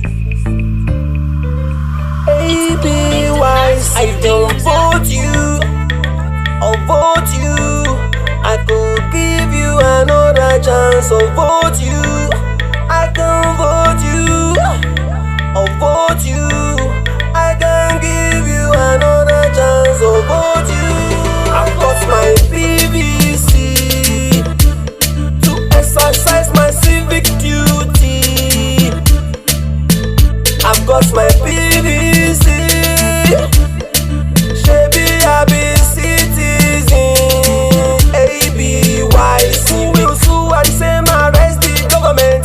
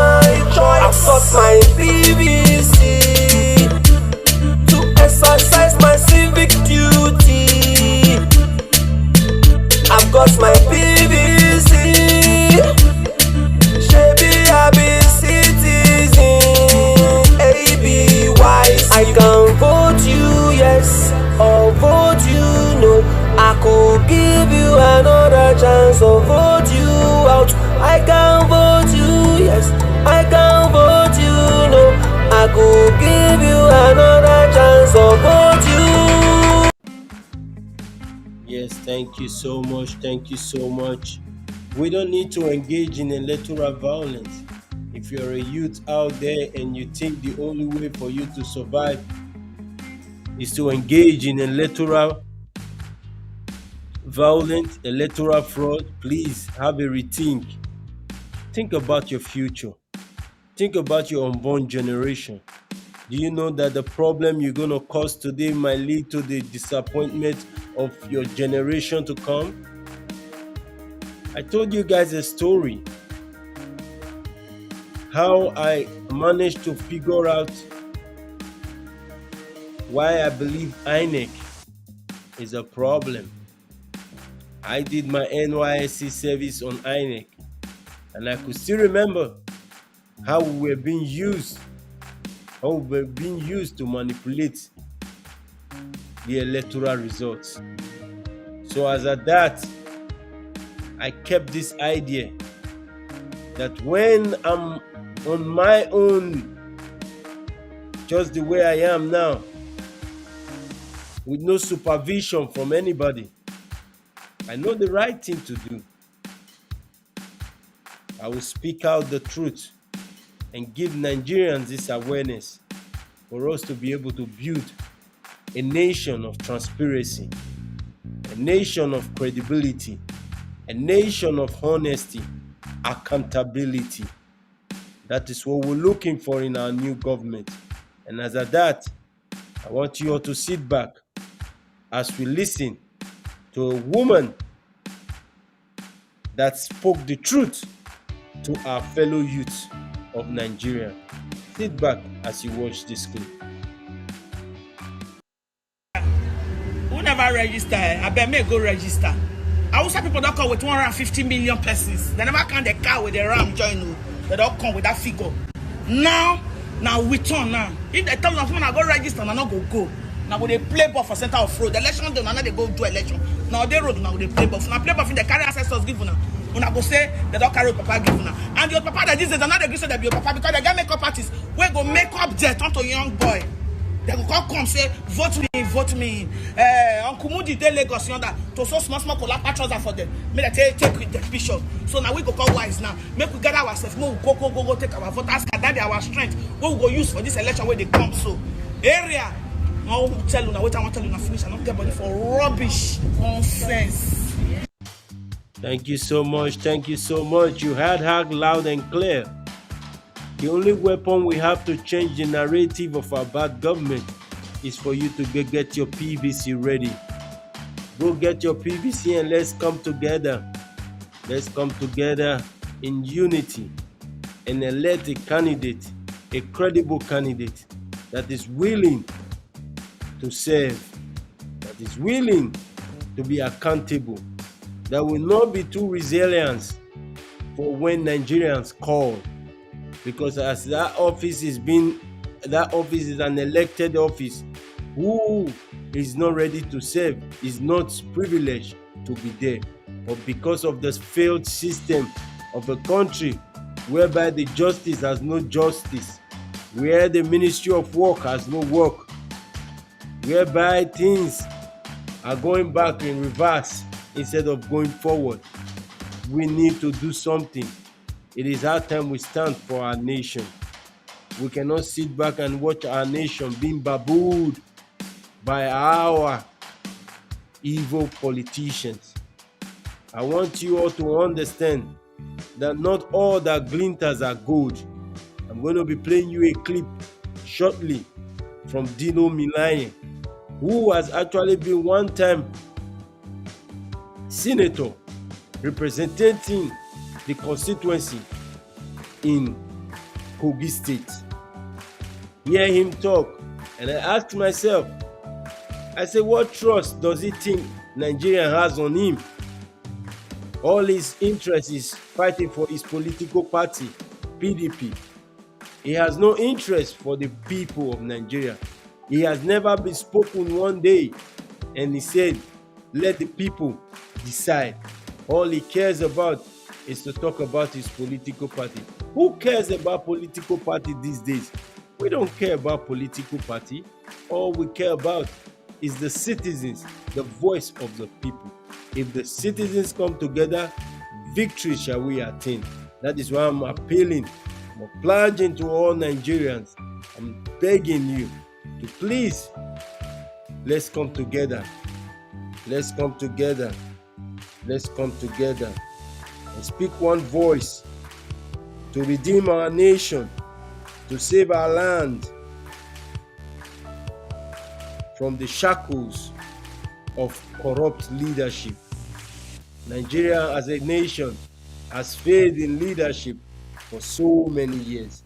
Let's change the narrative so that our children that we're going to give birth to can have free land, free access, opportunity to every basic amenities to move the country as a better nation. As at that, sit back as I play you this clip from Dino Minaye that thought the people should give him the opportunity. Well, I won't blame people like him.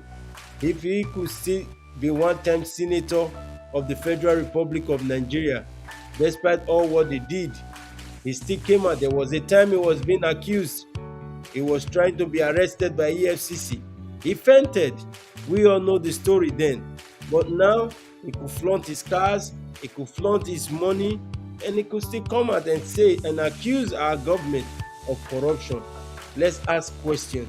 You where they point person, use one finger, they point person. You forget, say the other 4 fingers, they point at you. They say you will bend down, they look person anus. You don't forget, say as you take bend down, they look another person anus. Now so somebody said, they look your own too. Breeze never blow. Make we watch the clip from Dilo Minaye. Make we hear what they talk for an interview, and I will get back to you, my fellow Nigerians. Constitution of APC itself. But the PDP also had a caretaker committee at some point. In 6 years, APC, they do not have a board of trustees. They've not held one board of trustee meeting in 6 years. And these are the ingredients. I thought they reconstituted and named it Board of Elders, and they were trying to constitute. But for the PDP also held for years interim caretaker committee. Every party have a crisis period, but you must be able to manage it and come out of it. Their own have lingered for how long? And you are making a sitting governor who is supposed to be in Yobe doing his elected responsibility there to be a caretaker chairman. I mean, who does that? All their caucus meetings hold in the villa. Is the villa an extension of the party secretariat? Okay, now let's look at what your party is saying, demanding that the president should do.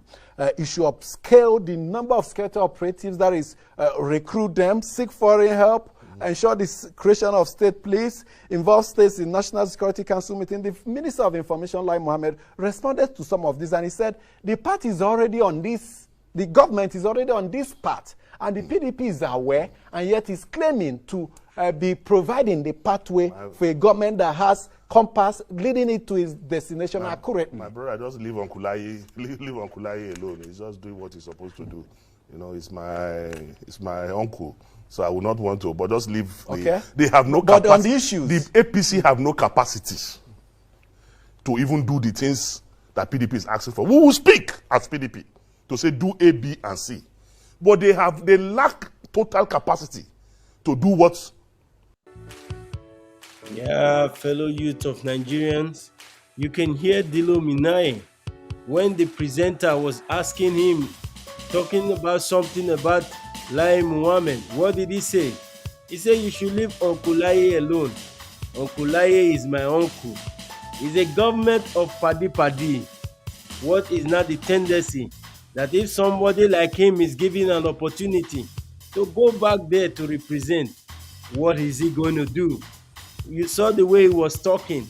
All his comments, all his words was being centered to his political party. We don't need a political party-driven person. We don't need anyone that will come and boast about his political party's agenda. No political party has a good agenda except for the candidate.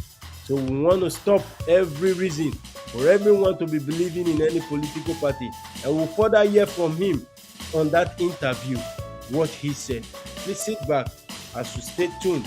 This is EIE Radio and Video Channel. Please call us on our WhatsApp number. It's 1224-218-0929. Let's hear your opinion on Nigeria as a country. Thank you. Constitution of APC itself. But the PDP also had a caretaker committee at some point. In 6 years, APC, they do not have a board of trustee. They've not held one board of trustee meeting in 6 years. And these are the ingredients. I thought they reconstituted and named it Board of Elders, and they were trying to constitute. But for the PDP also held for years interim caretaker committee. Every party have a crisis period. But you must be able to manage it and come out of it. Their own have lingered for how long? And you are making a sitting governor who is supposed to be in Yobe doing his elected responsibility there to be a caretaker chairman. I mean, who does that? All their caucus meetings hold in the villa. Is the villa an extension of the party secretariat? Okay, now let's look at what your party is saying, demanding that the president should do. It should upscale the number of security operatives, that is, recruit them, seek foreign help, ensure the creation of state police, involve states in National Security Council meeting. The Minister of Information, Lai Mohammed, responded to some of this, and he said the party is already on this, the government is already on this path, and the PDP is aware, and yet is claiming to be providing the pathway for a government that has compass leading it to its destination accurately. My brother, just leave Uncle Lai alone. He's just doing what he's supposed to do. You know, it's my uncle, so I would not want to. But just leave. They have no capacity. But on the issues, the APC have no capacity to even do the things that PDP is asking for. We will speak as PDP to say do A, B, and C, but they lack total capacity to do what. You can hear that, fellow Nigerians? Tell me, how can such a man be trusted? How can he be trusted? To me, I wouldn't want you to believe in any of all those politicians that have had power before. They failed. If he is saying he has repented, before he was blind, now he could see. So tell me, what has he done?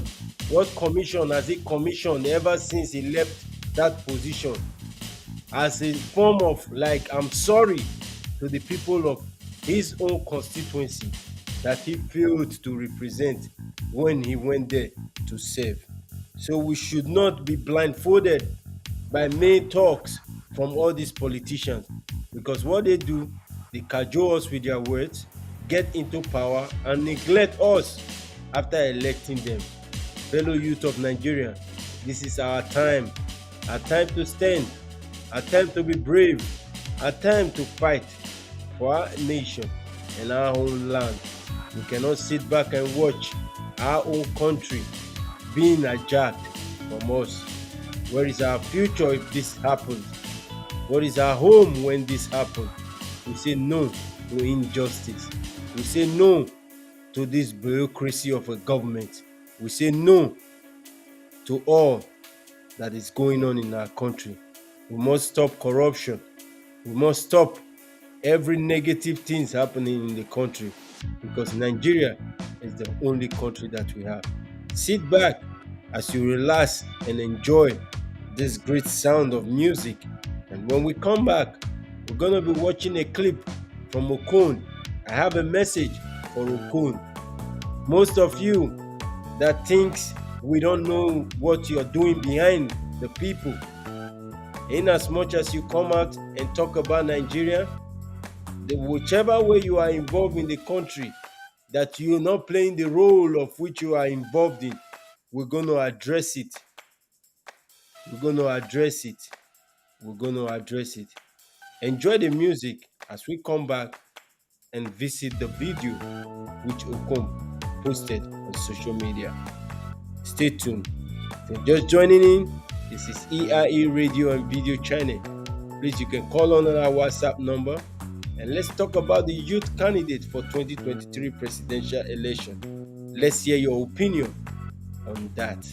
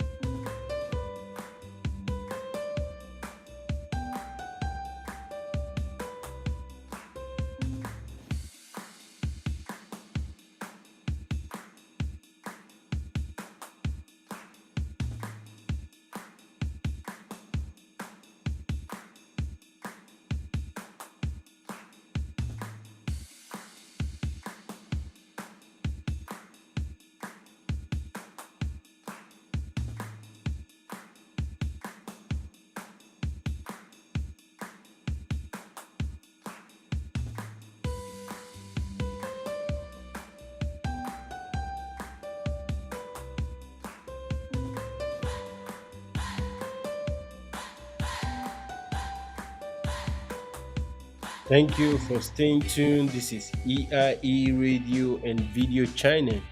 Please call in on WhatsApp number +1224 218 0929. Let's hear your own opinion on Nigeria as a country.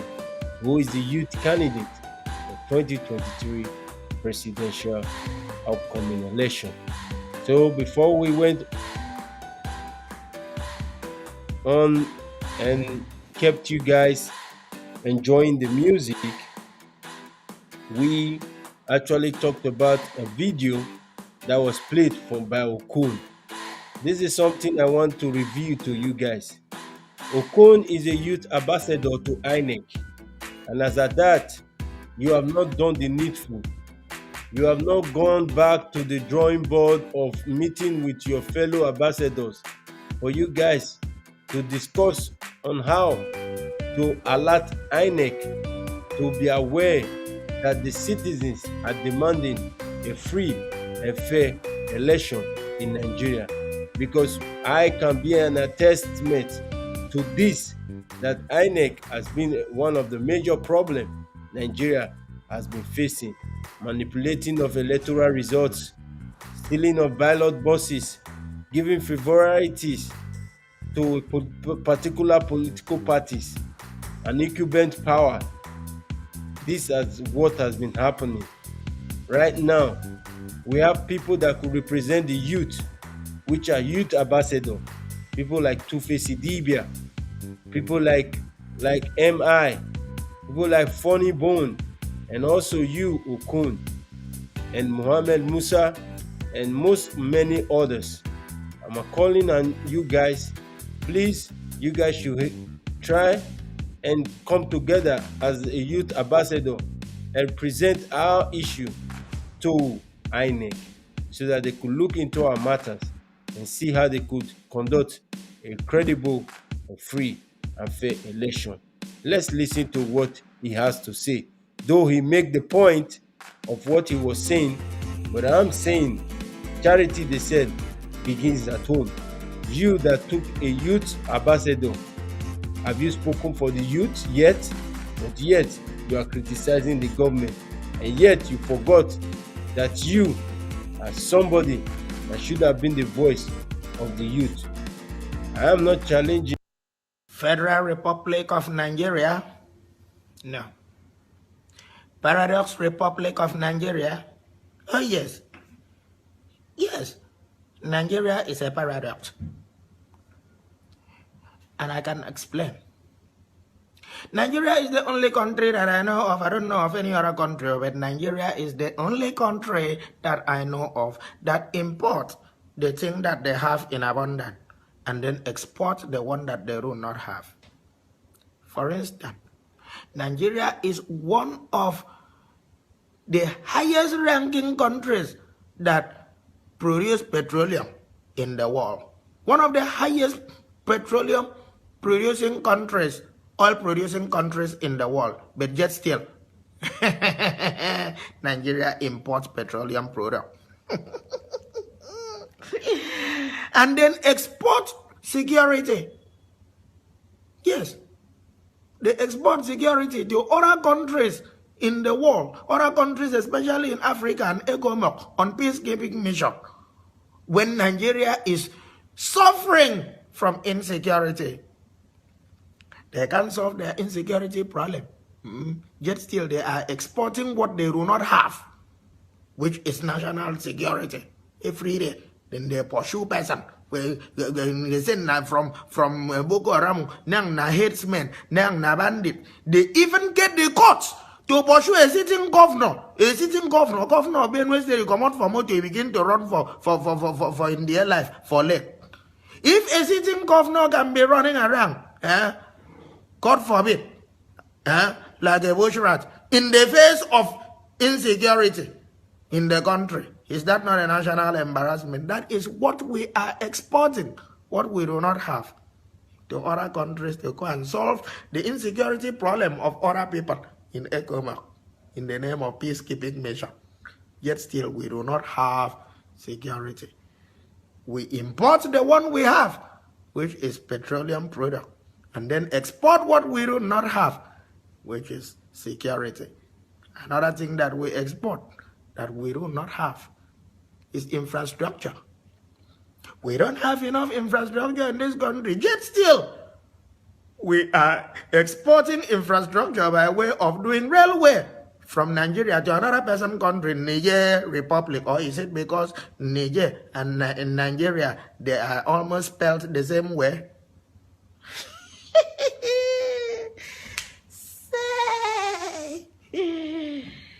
Paradox Republic of Nigeria. I held it. But just still, then I still love my country because you do not have any other country apart from Nigeria. Trust me. You have any other citizenship, you are second class or third class citizen, you don't allow anybody to deceive you.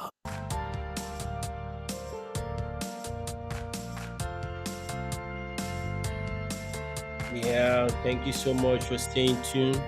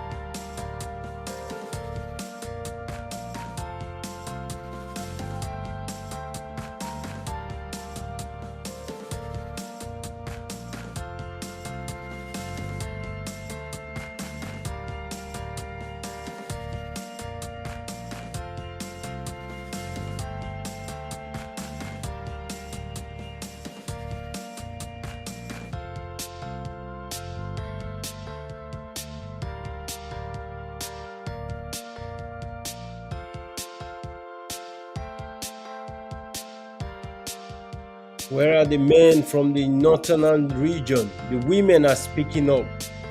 The women are speaking up. The women are speaking up. Where are the men from the northern region? What is going on? Come on.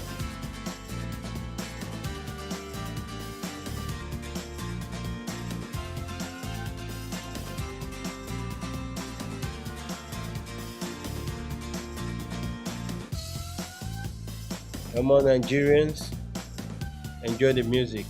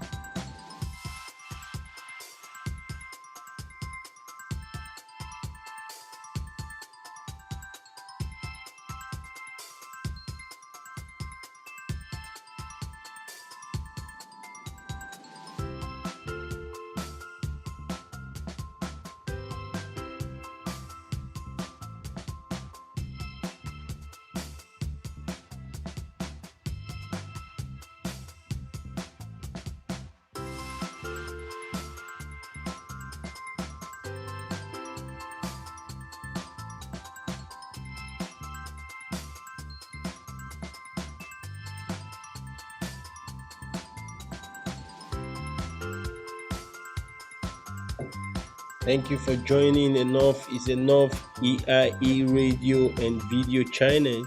Please, you can call in.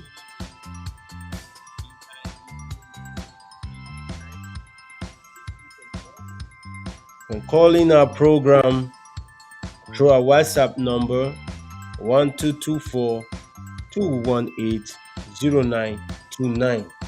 This way, you could let us hear your own opinion on Nigeria as a country. We're talking about the youth candidate for 2023 presidential election. And right now, the women from the northern region, they are all speaking up.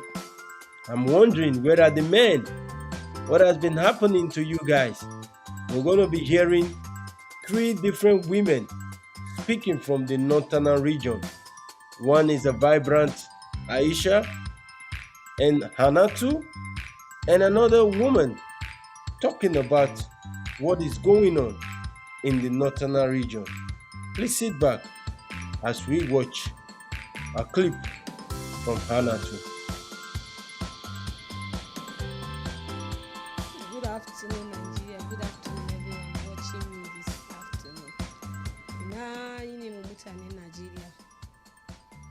To make it okay, they need a one and your. What did I want to deliver this evening? Like serious. I heard that they have continued this constitution amendment debating. Sun ci gaba this constitution amendment debating. Sun ci gaba. I heard that the North-East zone host their own in Bauchi. Zone namu sun yi nasu a Bauchi. They hosted themselves in Bauchi. So they are debating. And the person representing the North, one set of North like that, Wani Mutum, he came out and he was saying he's talking on behalf of the Northerners. Like serious. Why will you come out and talk on behalf of people that you don't know? Mutanen da baka san su ba su san ka ba, you come out to talk about them. When I watch it, I say I will come out. As this is the debate is going viral, let this video that I am doing be going viral to counterfeit what these people are saying concerning us.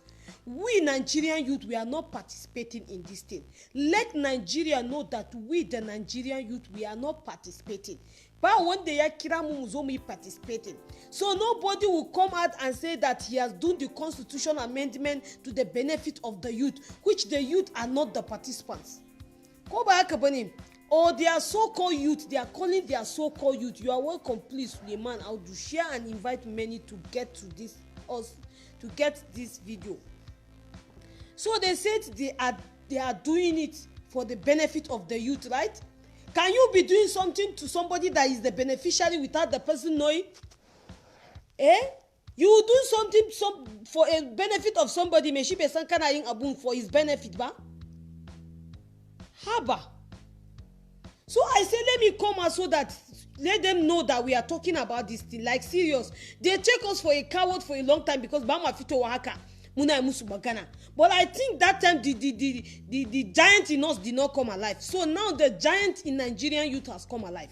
Duk Abundeza Kuinya Shafe Mumbo Kusakamba will come out and talk about it. Like serious. Nobody will stop us from talking about it. You are welcome. Please share and invite many to join us.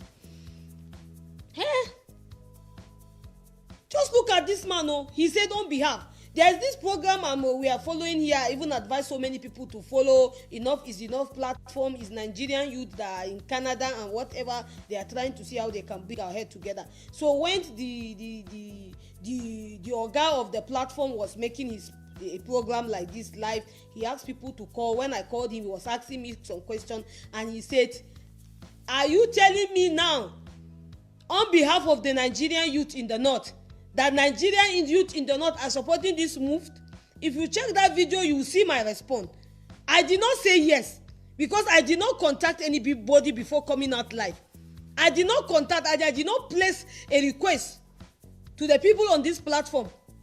Ban zo na yi magana ma mutane na ce akan cewa akwai abin da yake faruwa in an ce yes concerning matasan Nigeria in answer. Bai magana da kowa ba, why will I say no? I tell him that Nigerian youth in the north are also suffering. If there is any move that will happen to make them to come along with us, in according to that, is also to come and do some awareness and all that to see how they can make people to join this move that we are doing. I did not say yes. Yes. You are saying yes, you are representing the northerners. Representing people like us, we don't know. You did not call us to come and ask us whether we concur with what is happening because we are the youth. You did not carry any youth to go to the venue. You just carry yourself and go there because you have so many microphones in your presence and people are asking you. You are telling them that the zoning of the president seat, this and that, you don't believe in zoning. Let there be election. Whoever will be the president, let it be the president. This is the voice of the northerners. How about that one? Where did you ask us? Yosheka fitoka tambemu. Akanche wazaka jeke magana on our behalf. And we say go there and represent us. Who sent you to go and represent who? You know us that are agitating in the northeast. You know us very well because you have been on social media with us. You have been seeing our videos. You guys know that we are not going the same move with you. Those of you that know we are going on the same move, they call us to come and talk together with them. They even sent message for us to see our view concerning things they are doing. You just go and say you are representing Nigeria. You please stop it. And this review of constitution debating they are doing, Nigerian Senate, we are just telling you the truth. You guys are doing it for yourself. So that that the Senate of Nigeria has made up their mind. They want to hear the cry of the youth. Now they are going across the nationality, seeing how they can amend the constitution. So they have placed a constitution debate. That's why we are coming live like this on social media, in all the platforms, sending it to people outside Nigeria and in Nigeria to know that we are not party to what you are doing. Muna counterfeiting. That's why nobody believes that you have started doing anything in Nigeria, because people like us are coming out to tell people that you are not doing anything. So you guys should continue to spend the money, the transport. You guys are consumers. Just as I say in some of my videos, you are consumers. So continue consuming the remaining money that remain in the money in Nigerian Federal Treasury. Nobody will stop you guys from finishing the money. But we are out to tell you guys that we are not party to that thing. For this constitution amendment, we will never be party to it. And secondly, what did I want to talk about it? Like serious. For a long time, it's not human beings that rule Nigeria, it's money. Let Nigerian poor people hear me very well. What is ruling Nigeria is not money. It's not human being, it's money. What is ruling Nigeria is not human being but money. Why did I say so? Just look at the terrain. Before they vote you to power, you must have money. Me yake mulki da mutane a kasar nan? Ba mutane bane. Kuɗi ne yake mulki da mutane a kasar nan. And you know how money behave. It's money that is ruling people in this country. It's money that is ruling people in this country. Kuɗi ne abun da yake jagora mutane a kasar nan. So when money is the one doing the decision, how did you expect money to have brain? You expect money to have brain, right? So money bring brain. Ko ba haka ba kuke tunani. So Nigerian, please, let us forget about this election with money. Very soon now they will come to do a chairman's election and all this and all that. Kudin nan da kuke zaben nan, kudin nan ba zai kai ku ko ina ba. This money we are voting, this money will not take us anywhere. For somebody to assume a seat of to assume any political seat, that person must have money. Why did I say that person must have money? The party will call you and tell you how much they want from you. Mutanen party din za su kira ka, za su gaya maka nawa suke so a wurinka. And they will tell you how much is the form, how much is the registration, and all that and all that. And they will tell you how much is expected of you to contribute during the general election. And all this kudi ne ke shi. So you mean that in mutumin da bai da kudi, bai da kai, yana da kudi, zai iya shigo kasan nan ya zo ya nima kuriya a zaɓe shi ya tafi can, kudin shi ne aka zaba, ya tafi can ya je aiki. Da me zai aiki? Da kudi? So I say let me come out as we are still preparing ourselves. Like serious, some people are thinking it's very nisa 2023, but we are still preparing ourselves. if God leave us alive, He may do kabezu na the dunya saba, He may kaya bezu kwashe kaya saba. We are still alive, and this Nigeria continue to exist. I want to use this media to advise Nigeria so that we prepare ourselves. Please, forget about these money things. Forget about these money things. 80% of people you see with money, they don't have brain. Don't think that they got money before because they have brain. It's not because they have brain, they have money. Some of them went somewhere and do all the manner of evil to get this money that they will come and they will use for you to vote them to power. And some of them borrowed this money that when they get to office, they are going to remove the money for the people they borrowed. Wansu su sun ara kuɗin nan ne daga wurin wansu su kuma sun je sun yi tsafi ne. So wanda su ara kuɗin nan in suka shiga mulki za su je su nemo kuɗin da suka ara su mayar ma mutanen da suka ara kuɗin. They will go and take the money they borrow and return it to the people. Where are they going to take the money they gave you? It's from the federal treasury. Diga kuɗin mu na kasa nan shine za su je su ɗauka kuɗi su je su mayar da bashin da suka karfa, and they will come to rule you. And what will come into their mind is that when they assumed power 2019, it was the money they bring. So now what is bother for them is how to gather the money to still retain power, because they know in this country Nigeria it is only money that will give them power. So they will go to extra mile to look for that money so that they can remain in power. That's why in I voting, that's we voting. Abun the 1 million naira is that's 10 million naira. That 9 million naira will be saved for election. So that's how we continue in a cycle. So this time around that our eyes are open, we are coming out to talk about this. Please, if you know you are a Nigerian youth, please disengage anyone that want to use you for 2023 election for benefit of money. Disengage anyone that want to use you for 2023. Disengage them. Duk waɗanda suke so su yi amfani da ku ta hanyar riban kuɗi for 2023. You guys have seen where we have landed ourselves. Like serious, ko nawa ne yan siyasa nan suka baka, by now you don't have anything. Because now even if you have 100,000 naira, it's not going to be okay for you for just 1 month. If you want to run a successful family, like you want to have breakfast, lunch, dinner, you want to eat 3 square meal, you cannot afford that with just 100,000 naira in 1 month. Gaskiya ba za ka samu ba. Especially if you are the family of 3 or 5. Maybe if you are alone, it can be okay for you. But if you have family of 3 to 5, it's 100,000 naira will not be okay for you for 3 square meal. So look at how it has landed us. So forget about it. No matter how much they will give you, you still squander it. You still squander it. But number one dake bashi dubu dari. You understand? They will just come and give you 50,000 naira, 20,000 naira, 10,000 naira, 50,000 naira. You'll be counting a lokacin da aka yi zabe na samu kudi. Ka samu kudi ina kudi yake. Ka samu kudi ina kudi yake. You have gotten money. Where is the money? Where is the money? So we are out to talk to our fellow youth. We are out to talk to our fellow youth. Please disengage yourself. Ku rabu da duk wa'ansu mutanen da suke zuwa a yi shirin siyasa domin samun kuɗi, domin riban samun kuɗi lokacin zaɓe. Irin wancan kuɗi yana jama mutane nasa. So I was watching one post, somebody just post and show how Nigerian power people delivering their speech.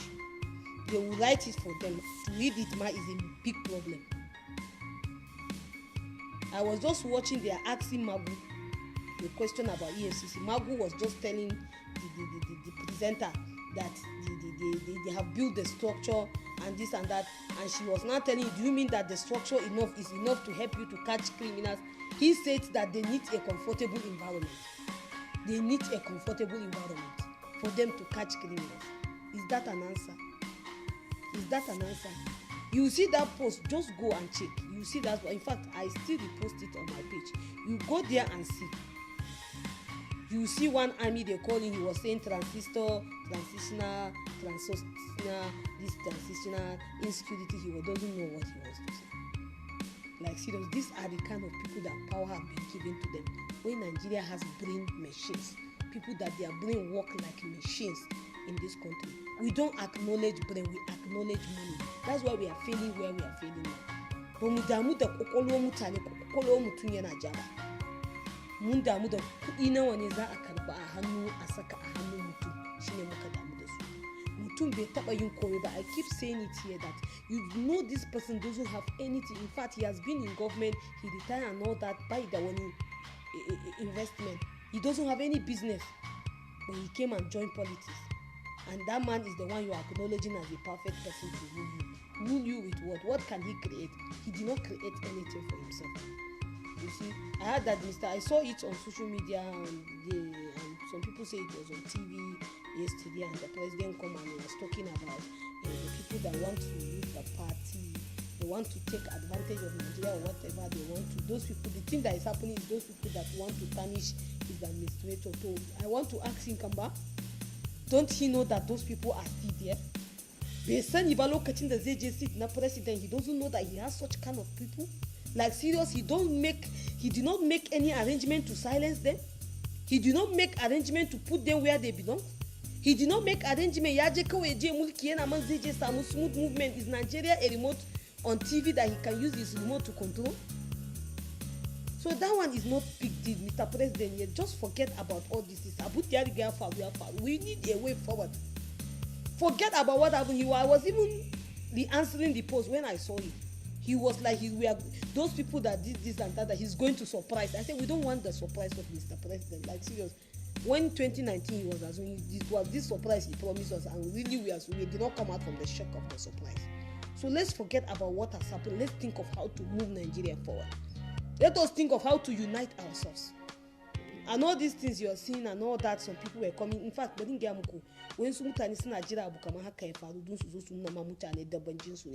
you see them talking, you know that they are like people that are taking cocaine.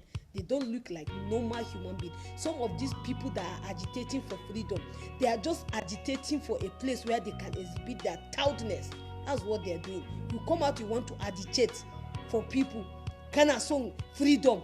And the word that came out of your mouth is insult. In fact, anytime I am watching Nnamdi Kanu program, I don't want children to be close to me, because his words alone can teach children bad behaviors. You will just hear mad people, cows, stupid people, useless, fools. He cannot make two statements without insulting people. So who give him the right to insult Nigerian like that? Who give him the right to come out to insult us like that? So be aware of people that come out to say they are frontaling you for agitation. You don't know their move. They look like people that cannot handle themselves. Let me tell you, anybody that come out to insult somebody on your behalf will come back and insult you on his own behalf. Let me use English because this information is for people that hear English, they don't hear Hausa. So Mr. Nnamdi Kanu, please, I'm just telling you this. If you want to do anything, just leave where you are in abroad and come back to Nigeria and settle this matter. You cannot be cooking food in abroad and allowing the fire to be hitting us here. And when the food is cooked, you are not among the people that will eat it. Kanaji, ba za ka ji sassaka tukunya kan wuta ka daura itace, kana da nisa kana fura wuta yana da foba ka cikin masu ci ba. When you cook it, Nnamdi Kanu, be the partaker of the people that will eat the food. Be among the people that will eat the food. Don't cook food and go and hide. If you want to cook food and remain there. Share it and put your plate. Test it and know whether there is poison. So you come out, nobody has monopoly of violence, like Aisha used to say. Nobody has monopoly of violence. But when they were here, it is appointed for a man to die once. Forget that you have resources. Because you have money, that's why you can come out and insult people and go scot-free. If not because of that, some people are even more touted than you. Like some people, they are rugged than you. But they are only silent because they don't have money. Because you have people following you. You have people following. Let me tell you the truth. I sat down around Igbo people around my business today and I was talking about you for them. They don't even prefer you. They even prefer they don't have somebody like you. Pass Usoka, they don't like you at all. Many people there, they say, this guy, just leave him. They gave him money of Biafra that time and all that people gather money. He went and squandered the money. So your people are not respecting you. Don't even come outside and begin to call your touts, kind of area. You are calling your area boys. And your area boys will be on live TV, live show like this with you, and they will be calling you back. And it will sound as if the old Igbo are supporting you. Let me tell you the truth. Come down and see their supporters.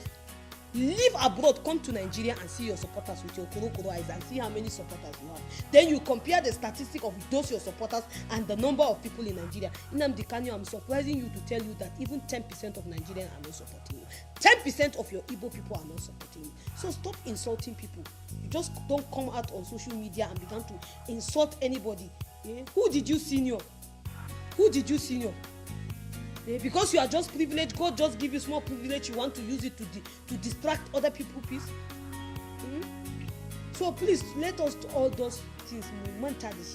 Let us face one thing. Nigeria is getting down.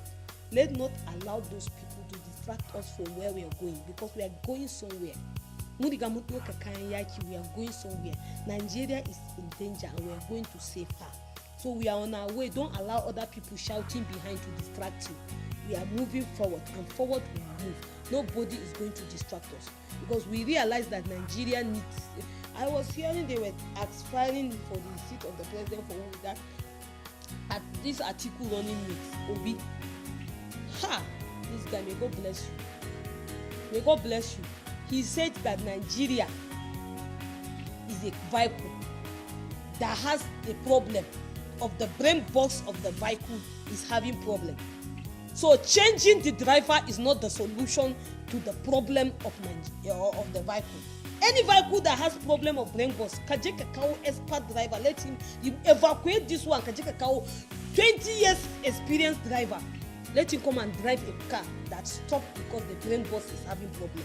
And don't go and look for the solution to the brain box. Kajeka na nema yenda zaka nemo sabon driver ya zai tuka maka. Yace kokol Nigeria mota ne. Kokolwan motan kuma ta samu damuwa.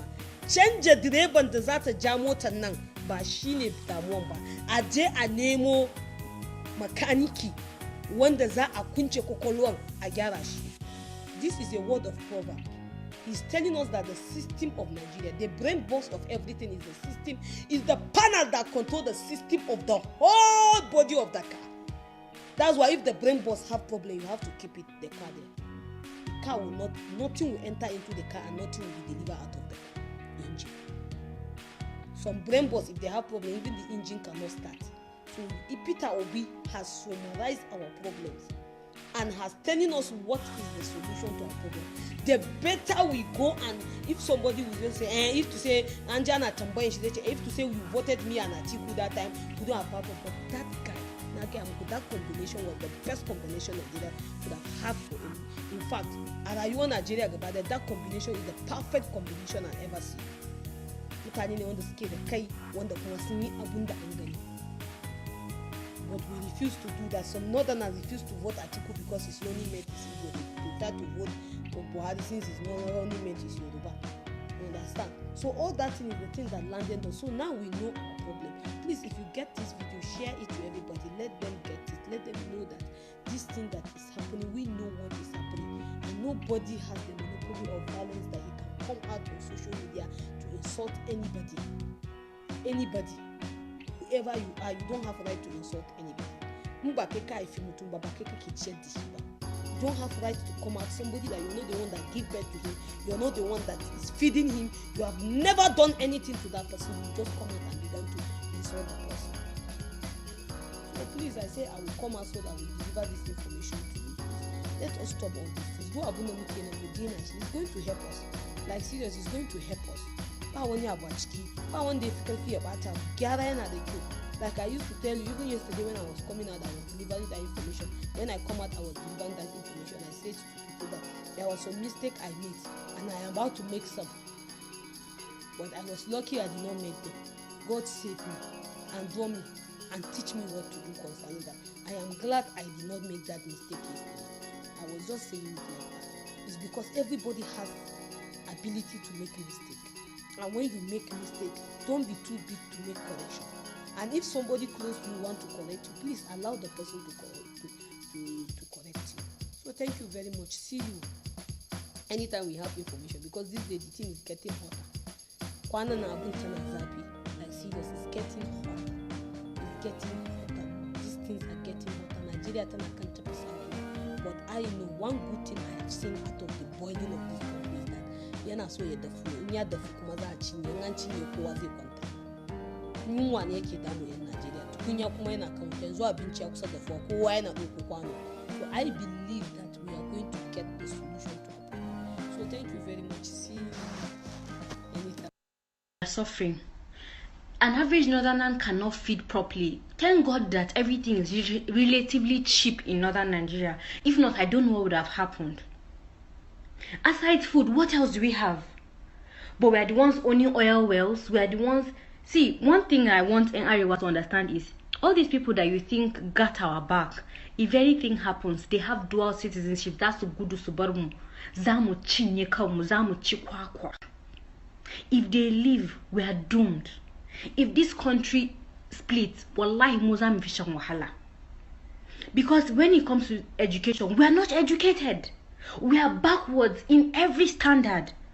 But we have been holding power for the longest of time. So why are we backwards?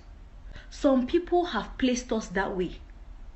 And we need to question authority right now. Because in Abia... Where are the Nigerian youth? Let me tell you something, you're already down. They've already brought you down, they've put you down. They haven't given you an enabling environment for you to grow. And the only place you can go from being down is up. And so dare to run for office. Vote candidates instead of party. I'm saying to you, I am ready to help whoever is ready to serve this nation in a competent manner to be in their campaign. I'm ready to look for money and raise funds for the youth and the competent people that are ready to run. Forget all they say to you, it can't happen. You don't have party, you don't have this. What do you have to lose? What do you have to lose?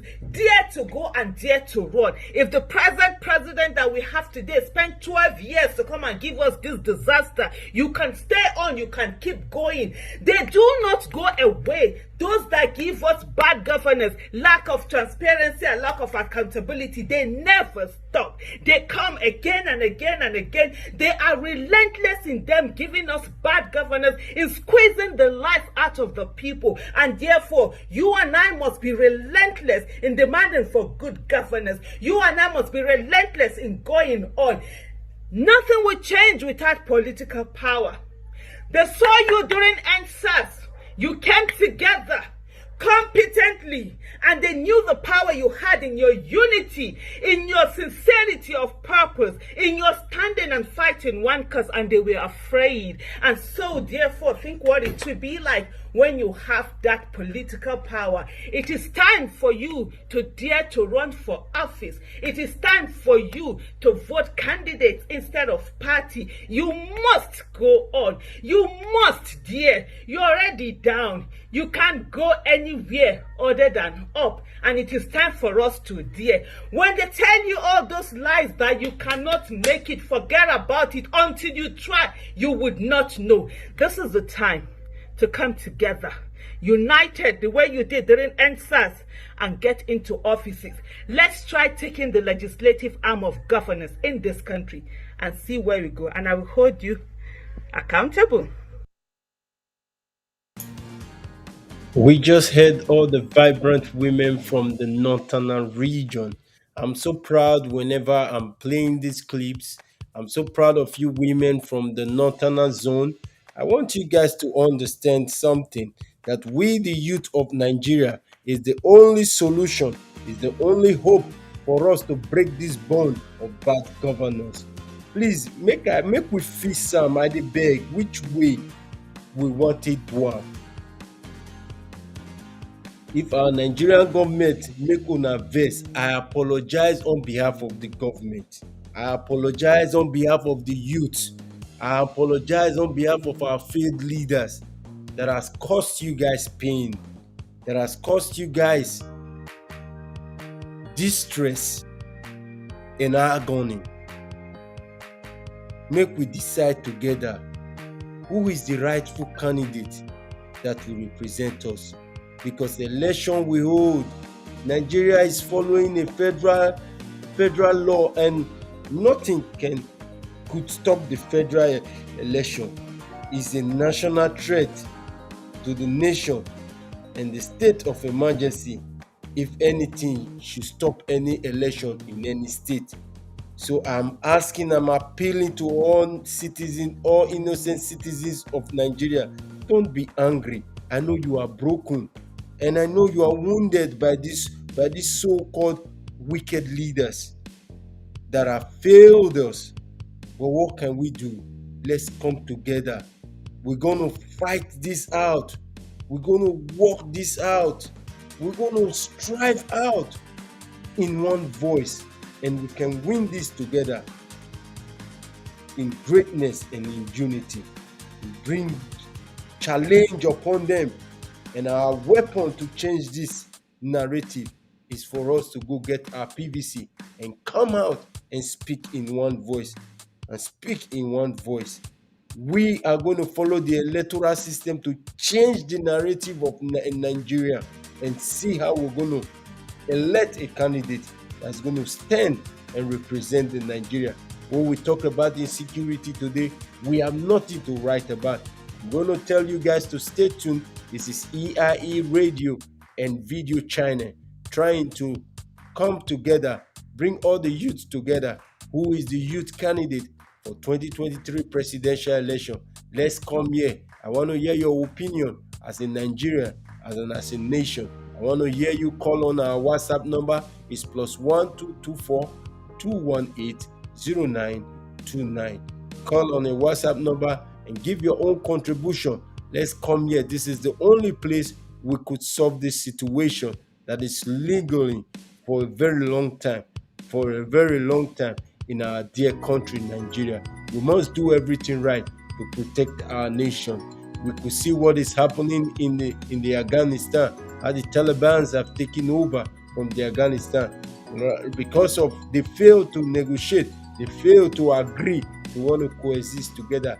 Now it has become a disaster. I want to play you a clip from one of our people complaining about insecurity in Nigeria when they were traveling from one state to another. They were being stopped, they were being interrupted by the herdsmen and the bandits on the way. Watch this video and I'll get back to you shortly. Thanks for staying tuned. This is EIE Radio and Video Channel for us to educate ourselves and come together and speak in one voice, in one mind, and in unity on how to transform our nation. Nigeria is the only country that we have left, and if it's been taken from us, our history is gone forever. Let's do everything humanly possible to see how we can retain our father's land. Let's serve our land. Let's come together and elect a candidate that is willing to serve, that is willing to be accountable for every citizen of Nigeria. Let's take a look at this insecurity problem and this insurgency that's happening in Nigeria, and yet we have a failed government that could not look into security aspect. Thank you so much, viewers, and stay tuned as we play you this clip. 14th of August 2021, herdsmen they have blocked Benin Auchi Expressway. Here we are, passengers here and there. Like me, I'm in a public vehicle from Auchi to Benin to quickly meet up with one thing or the other. We are here at Ura, a Benin kingdom. The kingdom of Benin. It's a shame. Well, God help us. How the Benis conquered a lot of places. Even the Fulani could not conquer Benin kingdom in the old time, but here we are. They are here, just close to Ura. This is St. Benedict Catholic Church in Ura. We are here, I think, for some time now. What kind of country are we? Is somehow God will help us. Today, 14th. Look at it. We just pray that the security agencies will quickly help us. This is about to 8. It's just 8 o'clock now. We've been here.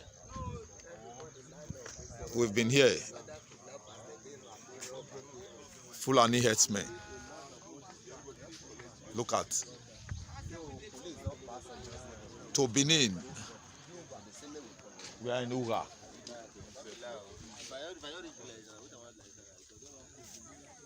Look at it in Uga, in Benin. Some foxmen just passed here and a vigilante.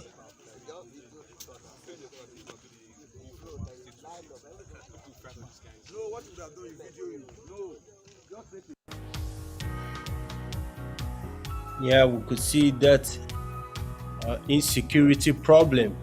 This is what has been going on all around the country because we have failure in leadership. That is why I'm appealing to all youth of Nigeria. We can achieve this. Death does not love.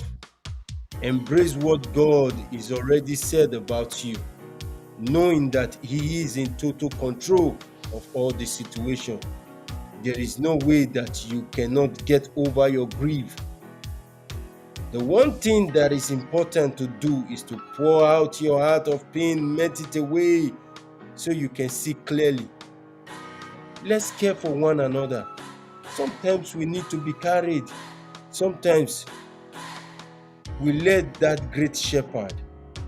And sometimes it might not feel like God is with us, but He's right here with us. Even when you squeeze that pillow, even when the tears might be coming down from your eyes. But most of all, I want God to heal those tears from your heart, your soul, and in the deep part of you that itches.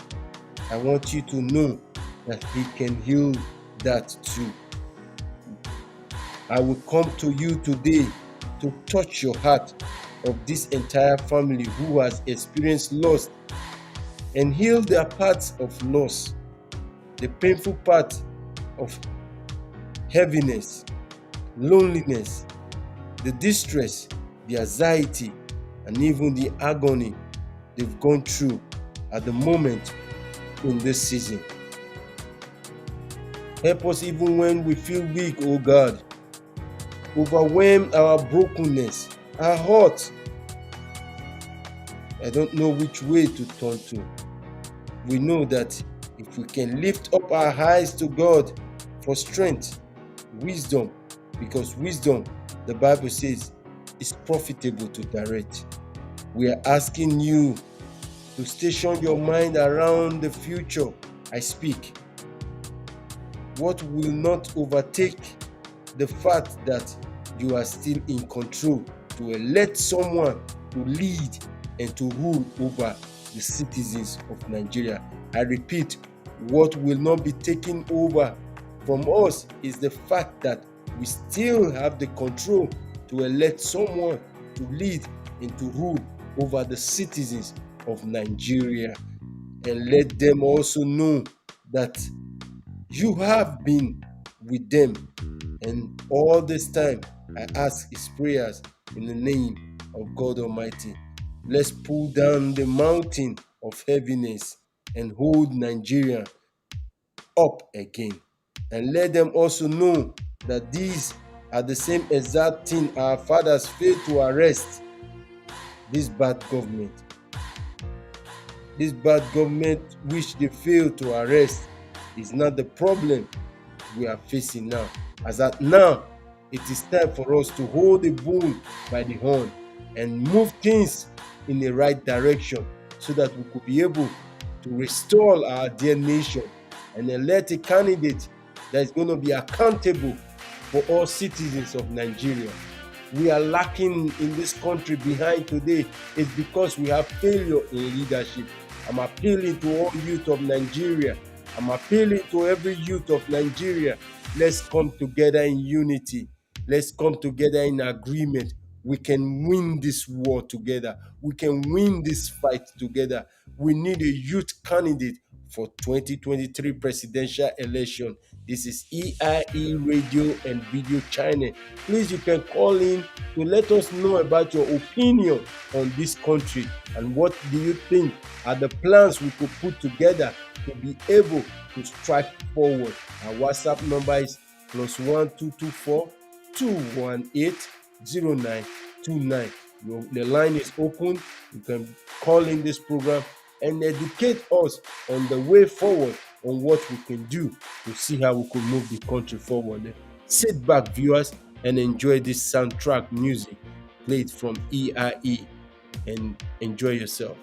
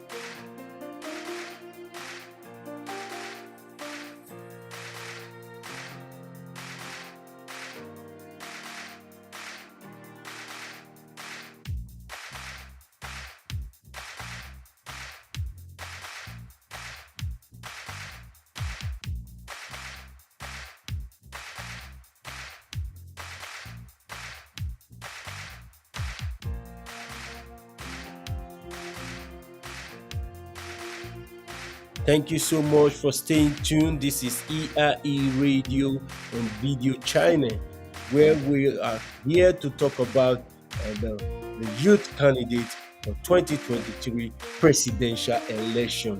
If you're just joining in now, you can call on our WhatsApp number. It's +1224 218 0929. Let's come together. I want to hear your own opinion on Nigeria as a country, what you feel. If you think your voice has not been heard before, this is a great opportunity for you to come in this program and let's talk, let's rub minds together. The country belongs to us.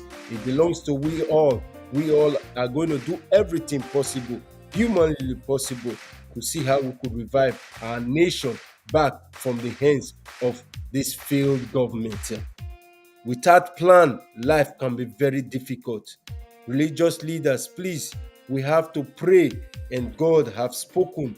Remember when God sent Moses to bring the children out of Egypt, the people stood in unity and accept the information Moses brought to them. Listen, I'm saying this to you, fellow Nigerians. Please, we have to stand in unity and understand this information and bring it to you all, that we have to move this country forward. Because if we fail to plan now, we have planned to fail for the future. That means we are not prepared. And if we don't prepare now, we're going to suffer another 8 years. We're not going to sit back and watch that happen. It is the will of God that we all live in peace, in unity, and in love. Let's continue to preach peace and unity. We come as one to solve the problem facing our dear nation, Nigeria. Please bring your candidate on the comment section. Bring your candidate on the comment section and that you recommend. Let's check. Let's do a background check on every of the candidates and see who is going to be credible enough for them to move the country forward.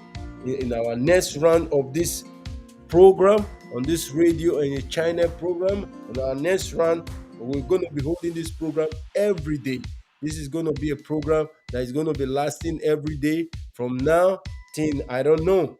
But we're going to be here to deliberate on how we're going to move the country forward. Our line is open. you can give us a call and tell us your own opinion on what you think, okay, is going to happen and what you think is the right thing for us to do to move Nigeria forward. Our next round will be with that, our next round with what the citizens want. Another candidate might likely to leave, likely, because all what we're thinking about is to elect a credible candidate, a candidate with credibility, honesty, dignity, trustworthy, someone that will represent us in honoring the oath of allegiance to office, to serve and to carry everyone along like a true democracy. We are a democrat nation, and as at that, we will keep to that. And we cannot go for less. We cannot settle for less. Enough is enough of all this corruption. Enough is enough from all the bad leaders. We must do things right the right time. This is time for us to stand as a nation. This is time for us to move as a nation, to change the narrative of our faith government. This is time for us to do the needful. Sit back and enjoy the music. If you're just joining, if you're just tuning in, this is EIE Radio China. It's for us to come together to declare and to narrate and to educate ourselves on what to do to move the narrative of Nigeria forward and to see how we could change all the evil things that has been done to our land. Sit back and as we continue.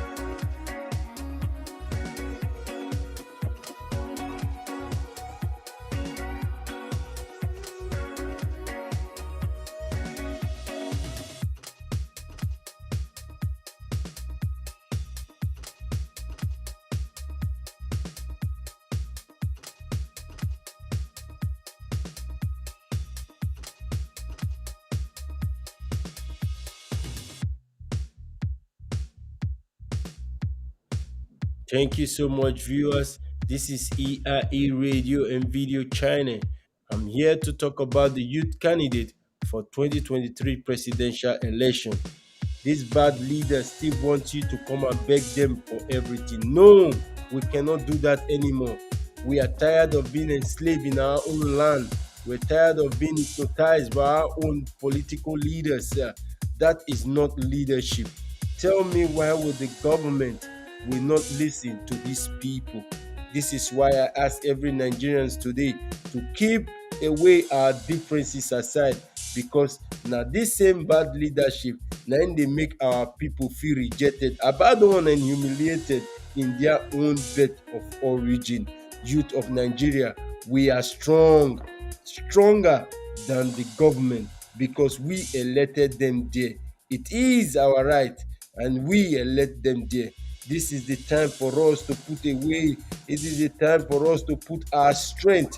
This is the time for us to come together to seek that better nation we all wanted. Because if the worst come,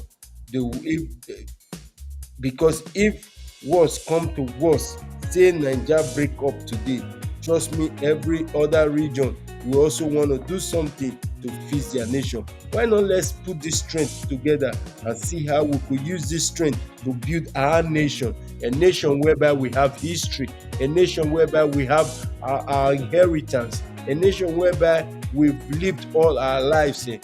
Let's come together. Let's talk together. Win this land that we all have worked for.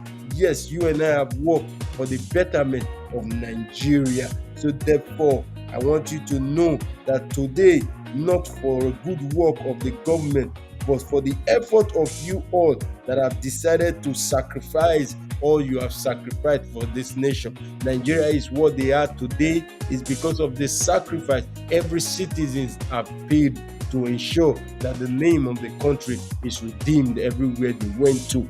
In the soccer, in the act, in the music, in every entertainment world, our people have been representing and our people have been doing greatly in terms of, just name it, those in diaspora, those working as a professional, they are all doing great, redeeming the name of the country.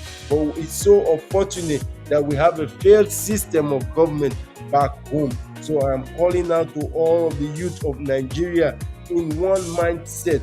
Let's stand. This is a digital technological world. It's ruling all over the world now. Let's use the same opportunity to put away bad leadership and stop all this bad leadership that are stopping our talented young youth, killing their dreams and their future. Enough is enough of these dream killers and future aborters. We have to stop them now. But our capacity to utilize our potential with all the gift in us is from God. It is what matters. We're going to use that same capacity to strike them down with our electoral system. Let us not be distracted, my good people of Nigeria. We are going to achieve this. We are going to achieve our democracy. We're going to stand for freedom. We're going to stand for democracy. We're going to stand for justice. Let's get our mind prepared so we can stand here on this platform to decide a credible candidate to represent us. We have voice as the youth of Nigeria. As the youth of Nigeria, we have a voice. We have a voice. We have a voice. We need to come together and let our voice be heard. We need to come together and let our voice be heard. We have a voice, youth of Nigeria. Stay tuned. This is EIE Radio and Video Channel. Please call in. Our WhatsApp number is 1224-218-0929. Let's hear your own opinion on Nigeria as a country. Enjoy the music.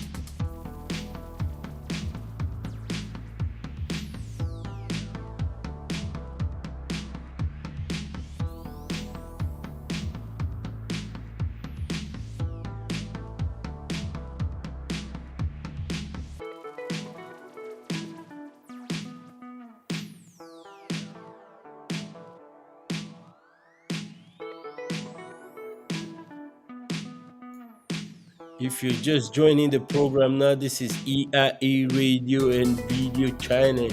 Please call on the WhatsApp number to tell us how you feel about Nigeria and what do you think is the way forward.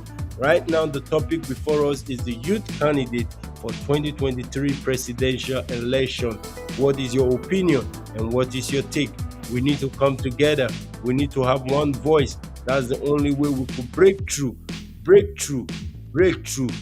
our bad government. Enough is enough of our corrupt and evil leaders. We need to transform. We need to change the narrative of our government. And the only way we could achieve that is when you and I come together. There is strength in unity. There is victory in unity. The Bible says two cannot work together except they agree. We must agree with each other. We must agree with one another for us to change the story of our bad leaders, because this is the only nation that we have.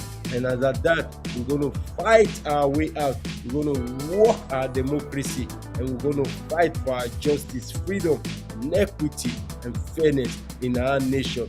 We need a nation whereby we could elect a candidate that will be accountable for the citizens of Nigeria. Accountability, honesty, transparency is what we're looking for in a government. Enough is enough of our corrupt leader. We're going to be coming here every day to deliberate on this. This is a vital issue.